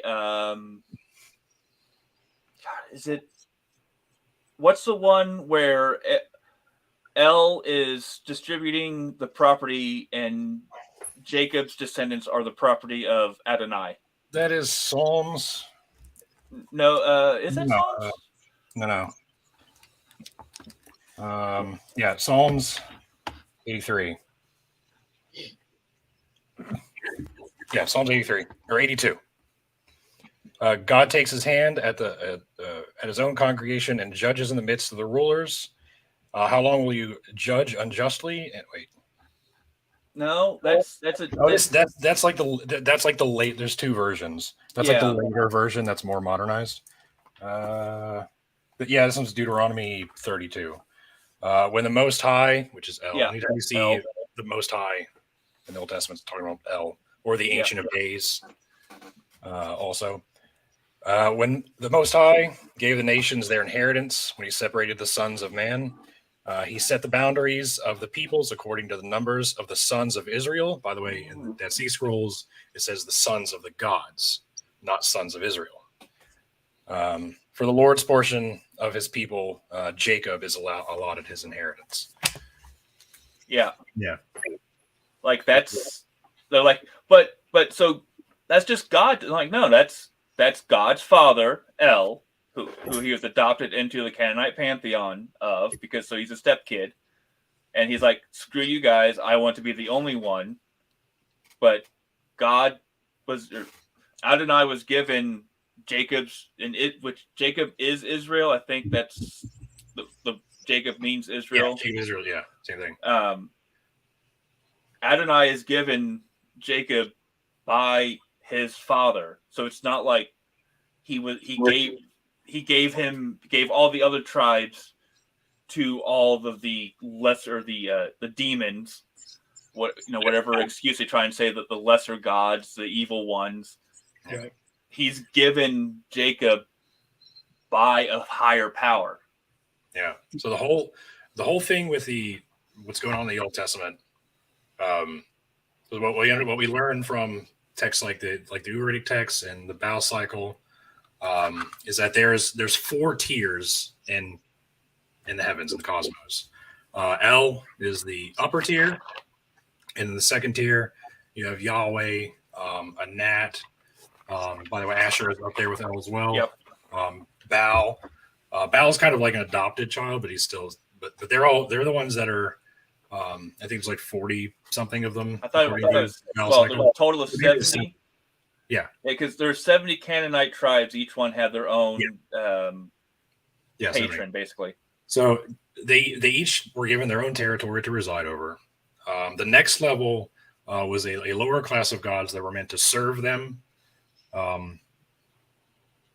They usually had like power over nature, things like that. They could even serve them as soldiers. And then below that was like messengers, right? Which in English, angel just means messenger. Was it Angelos? Angelos, something like that? Yeah, Angelos. So yeah, like the angels and demons, they were, and this is long before the Bible. Yeah. So when you have in the Bible is you see as Israel grows and within Canaan, these tiers like collapse into each other, and they start changing the roles. It's fascinating stuff. There's all the like mentions of the Leviathan and stuff. That's in the Bible. That's in the Ugaritic text. There's like very close parallels. God, when God in the Ugaritic text, when God creates the universe, he fights off the water serpent or the water monster. And if you look in the Hebrew, the name water monster in our Bible is the name of that monster in the Ugaritic text. So he fights it off, and that's how he like creates the waters by killing the dragon. Well, in Genesis, he doesn't kill the dragon; he just speaks, and then the waters appear. But the dragon is mentioned like a few verses later, but he doesn't fight it. So you see things like this, how the text is changing the narrative. Anyway, the history of the Old Testament leading into like everything surrounding that is like it is fascinating to me. It's why I love Dr. Josh's book so much, is because he talks about the history of the area surrounding everything, and then this is what happens in the Bible that they try to take claim of, and here's how it just isn't. Like if you don't have his book on Audible, the sample of Atheist Handbook 2 that you can just play on Audible, it's him teaching a Bible class, and it's like he puts a biblical quote without the scripture verse. So it's John 3:16. He puts the full quote without the attestation, and it's like, okay, and find it. But so he doesn't do like the obvious ones like John 3:16 or any. So they sort through, and then he gets to one talking about, and then on the 40th day, the heavens opened up, and he sent forth the sparrow, and the sparrow came back, and like all the birds that came back, and then finally the one comes back with the twig, and they're like, yeah, that's Noah from Genesis, and he's like, no, that's Gilgamesh, tablet 7. No, you're wrong. It's some of it's very obvious, and others, it's the classic lazy plagiarism of I'm changing Doug to dog. Yeah. So it's completely different. Yeah. Speaking of Dr. Kim's going to be on next week, and we're going to talk about Isaiah. But we were talking about Job earlier. Yeah. To that, Job 7:12. This is where God is, or Satan is beating the shit out of him with permission of God, and taking all his stuff and kids and friends and livestock and everything. He says, "Am I the sea monster that you guard over me?" Like he's saying, "Am I that sea monster that you fought in the older text. So that's like one of the references you can see. Like, oh, this is a reference to an older text. And there's just little shit like that everywhere in the Old Testament, and it's nuts. I love it. Well, I mean, talk up. Oh, you go ahead. You go ahead. I'll talk for a while. I was just gonna say, like that's like a lot of people take for granted that Israel. Oh, I forgot I had that plugged in for a reason. A lot of people take for granted that Israel was like monotheist in the way that we think of monotheism for a very, very long time, and it's like no, not even. Like, there's really no evidence of them being strict monotheists before Josiah. Before the second temple period, yeah. Second temple period, it's a little closer to. Mm-hmm. Second temple is roughly 400 to 70, or 400 BCE. Yeah. Thereabouts. Yeah, that's post that. Yeah. Okay. But like, there's really very little, and then the whole story about like, the second temple period, how like they call Josiah the reformer because the explanation is like, oh well, Israel started making different idols and different gods because they forgot about the original, and then Josiah found all these texts that had been all these scrolls that have been stored away and forgotten about, and he found the true text somewhere else. It's like, no, that's not. That sounds very L. Ron Hubbard-y, but it's very that's very John Smith. That's very. It has a lot of parallels to a lot of people that modern Christians would probably be very uncomfortable admitting, like that's a parallel, So, yep. So exactly right. Good. I might need help with this author because I can talk about the entire video. It's a fantastic video that Dr. Kip did. His complete breakdown of the formation or the evolution of an evangelicalism. There's one of the most well-written and published Christian authors has been publishing books since the 60s. And I'm not sure. I think it's Sean McDowell's dad, maybe. I'm really not sure. So the story that he tells is he was given a bet by his friends in college because he's an atheist, and then he goes around the world and goes and reads to all these rare manuscripts in all these top of the line universities, and he suddenly has a revelation. And he's telling a story, and he's got all the little spots there. Yeah. That's fuck, is that? But so he's got these parts where his story he stops and tells a joke, like, and I exclaimed to the entire library, which is about 3 people, "Oh my God, this is true! It's all true!"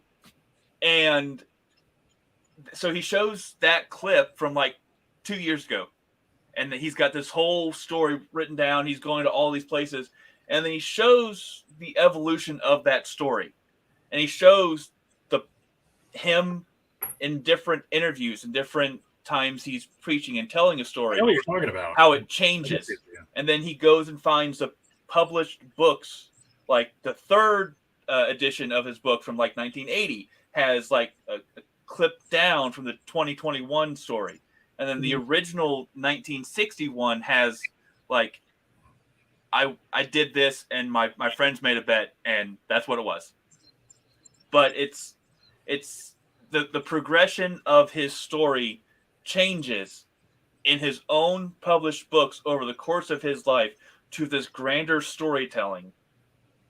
And that is a perfect representation of even in modern day how stories change in the lifetime of a person, because he pauses here to tell that joke. He changes this line. He exaggerates this. So it's not the 12-inch fish, it's the 14-inch fish. It's not the 14-inch fish, it's the 22-inch fish, Suddenly he's battling, Nessie.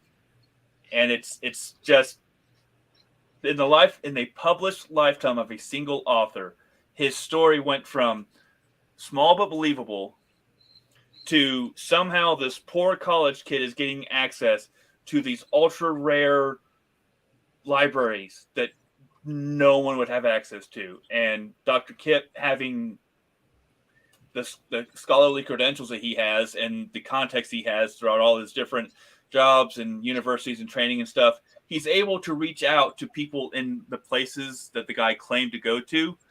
And it's basically, there's no way in hell random college kid 19 is going into our basement to look at this 1,400-year-old document. Yeah.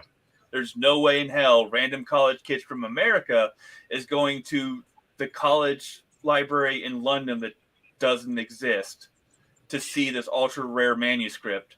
Mm-hmm. It's just not going to happen. Yeah. The storytelling grows as the people find what works better. I've got my own stories and then as you tell the story, the fun thing about the brain, it's also a terrible thing, is your memory overwrites itself constantly. Right, because you remember it different now. Yeah, you remember the better story. It's not like you're consciously saying, "Oh, this makes a better story." Well, but that's how you remember it now. It's not just that. It's not that you're remembering the better story. You don't remember the actual event. You remember the memory of the event. You're remembering the last time you remembered it. Yeah. I think you said that you went against Max Muncy and Clayton Kershaw in high school, right? Yeah. I did like 5 minutes of background research on who is this guy? Okay, he's got some stories. I've lived a boring life that I can make my stories more exciting, but it's really fucking boring. 20 years from now, you struck out Max Muncy 4 times. Right. Yeah. You hit 3 home runs off of Clayton Kershaw as a freshman batting with a sprained wrist. Yeah. And it's just, and it's what happens. We're going to remember Clayton Kershaw as long as anyone remembers baseball. Max Muncy, maybe not so much, but he's definitely a current day all-star, very, very good player. I've had to unlock his player in MLB The Show. But it's these people are names, and we can attach ourselves to them somehow. And even though they're not going to remember Mal Bible School Black Sheep, they're going to remember, hey, this guy I know went up against him and he kicked his ass. Anyway, long tangent of memory is unreliable. Right. And it's so if you're relying on something that was written 30, even let's say the Gospels were written by eyewitnesses. They weren't. Right. They weren't. But let's say they were. The reliability of these testimonies, the stories, the events is demonstrably shaky at best. You know what I mean?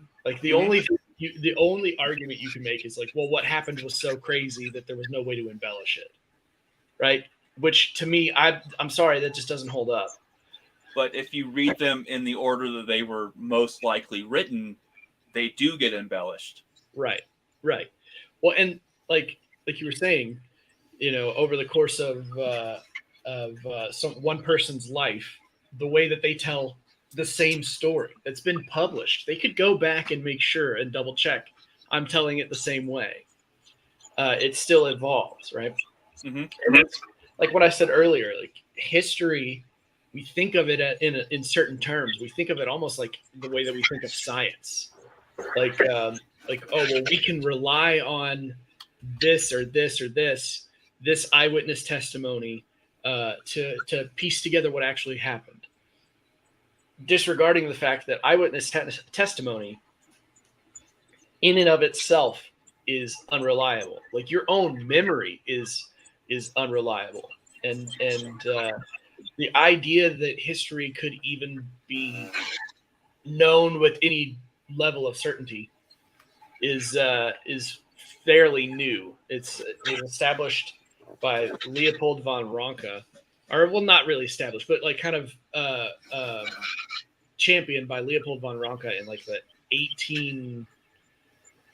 1860s, I think, maybe, or even earlier than that, maybe a little bit, but it was in the 1800s. And he's the one that was like, oh, we can know exactly what happened. And once we write this history, we don't have to touch it because we know what happened. And then revisionism was like, no, when we have more evidence, we can put together a better picture of what happened, right? So anyway, long tangent to agree with you. Like, yeah, even if all this stuff was written down by eyewitnesses, it's still Not reliable. At best, it's like I would be most comfortable saying something happened that made these people want to tell the story later. I think it's fair to say. I think Apologia has a fantastic series going where it only takes two people. It takes Paul and Peter believing they saw something where no one else had to see it. Like if Peter believed he saw Jesus rise, he went back and told people, I saw him come back. So then whether he believed it or whether it actually happened, his, 10 closest buddies are something like, some believed him. James replaces Judas. John believes him. Like a couple stick around, and the other, like I said, the other 8 just pretty much fuck off. Well, so like Mark, right, is one of the early. Like I think it's, unless you buy into the Q source theory, which I'm not sure I do. Mark was the earliest gospel, and the earliest earliest we have. Yeah. Yes. Well, the earliest of the ones that made it into being canonized, right? And the earliest versions that we have end basically at the empty tomb and the angel telling. I don't remember if it's Mary and Mark. Anyway, but the empty tomb telling the women and the angel telling the women, "Hey, don't tell anybody," and they ran away scared. No, the angel tells them to tell people, but they ran away scared. They don't tell anybody. No, in Mark, the angel says not to, and then they run away scared. And that's where it originally was supposed to end. Or at least the versions that we have. That's where it ends. Now, that's also where it comes to, does that, I honestly don't know, in a manuscript, does that end at the end of a page so the further ones are lost? Or does that end somewhere up where... It does end at the end of a page. Like we have multiple complete manuscripts. So I have heard the theory. I have too much respect for Nat and Morgan that to use the word fear. I've heard the idea or hypothesis that it ended and then more was supposed to be there, but definitely not the last 12 verses that we have. We don't know what the original ending was, which is why I asked. That could have been the inspiration for adding it later. Like, something else is supposed to happen here.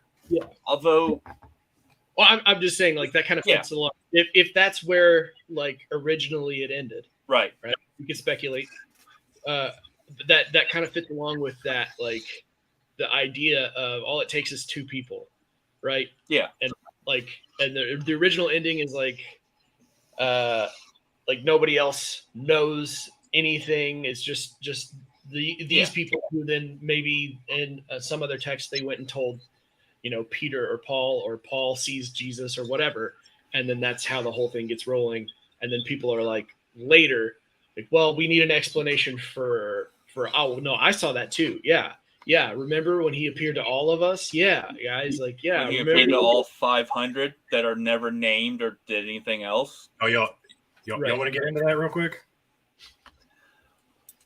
Well, that gets into my hypothesis that was the brainworm that I had of why the Gospels got written was to counteract Paul.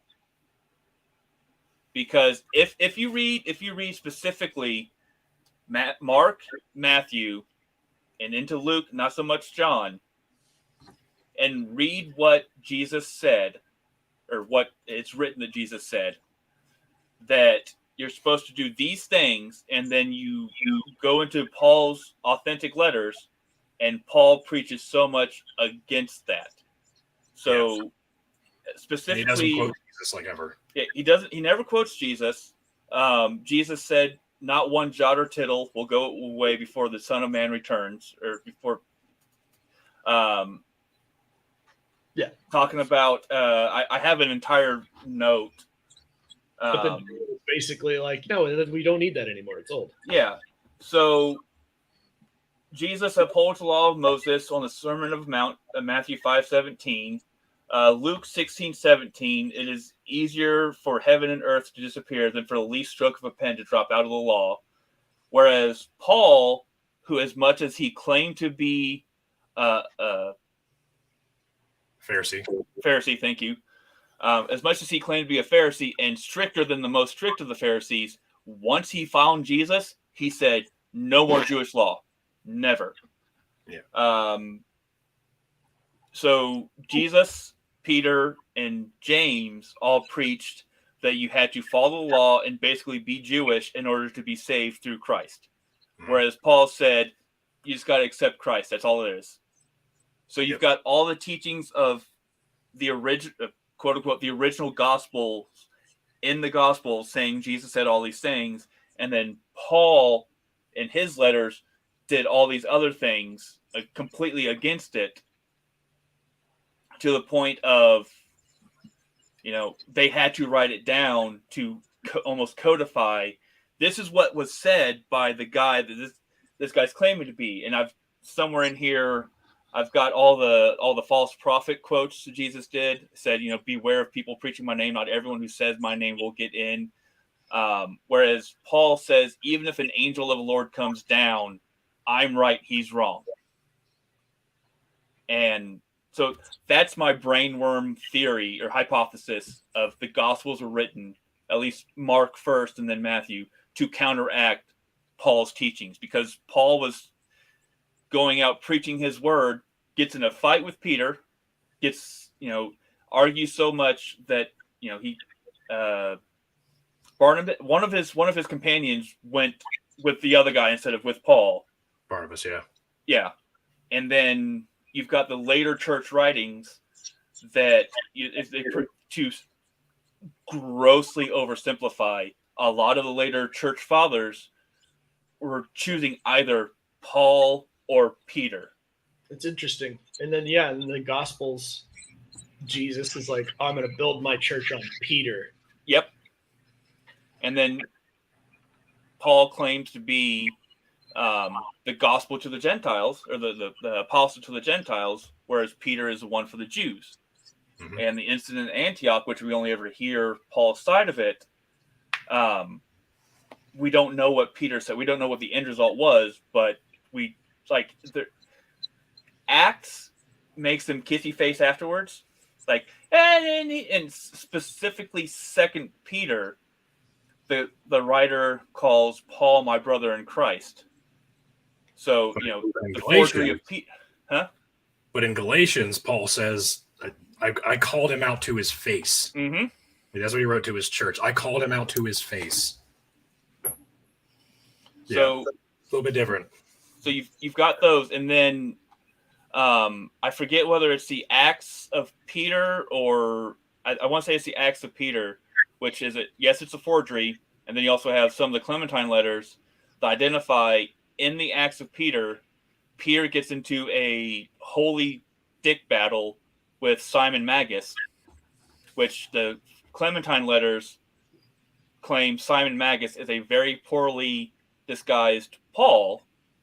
So it's Peter versus his enemy, Paul, to show that Peter's way of preaching is better than Paul's preaching. So again, to grossly oversimplify, the later churches call or say you got to choose Peter's side or Paul's side, and here's Peter being better because he walked with Christ and did all these things with Christ, whereas Paul, and I wish I had the quote, but it was just in the chapter I listened to the other day, where does your one vision equal the year plus that I walked with our Lord? So, and off my soapbox, hashtag cancel Paul. Nice. All right, we're gonna wrap things up. We're a little bit over. Okay. Usually wait at 2 or after 2 hours. I'm dying. Sorry. It's all good. I appreciate listening to y'all. I have a bottle,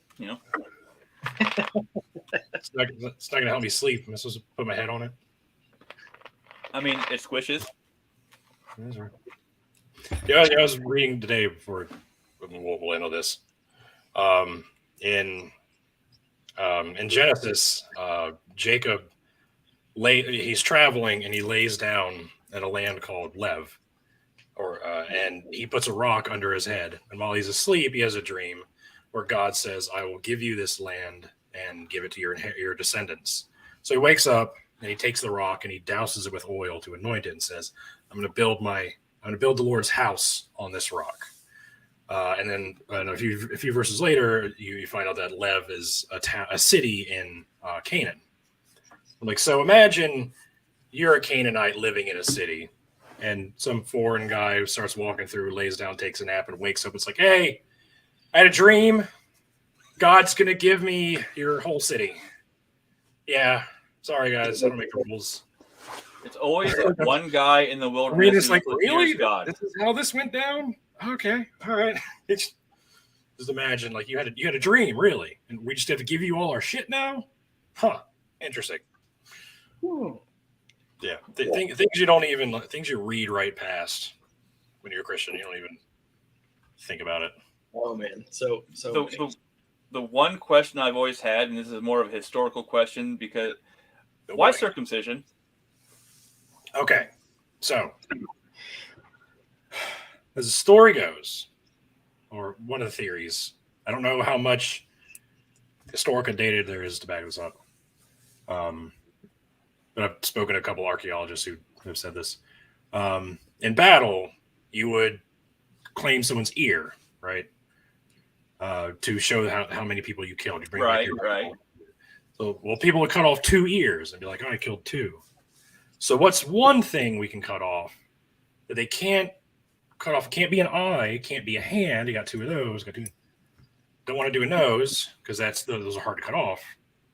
So foreskin. So that's why David said to bring back 1,000 Philistine foreskins. Yeah. To show how many you killed in battle. I thought it was 100, and he brought back 2 or 3 to show that he was better than what. Or is that a different story? No, I'm not even sure now. Yeah. But yeah, in any case, yeah, that's the story of why circumcision. Yeah, but it's like I understand that that's a sign of the covenant of God, but what's the first person to chop it off? Why? No idea. Is it anyways? You got to go. I've got to go see whether or not my kids are asleep. Thank you so much for having me on here. Yeah, thanks for coming on, guys. Rambling for a couple hours. Yeah, fun.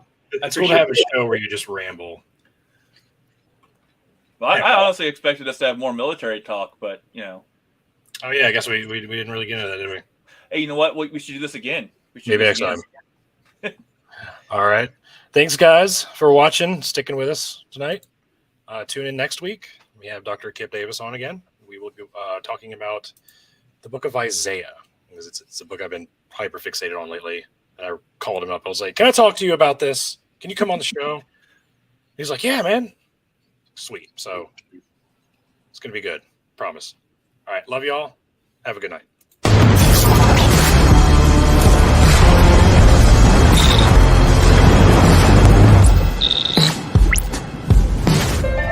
Hold on to your butts.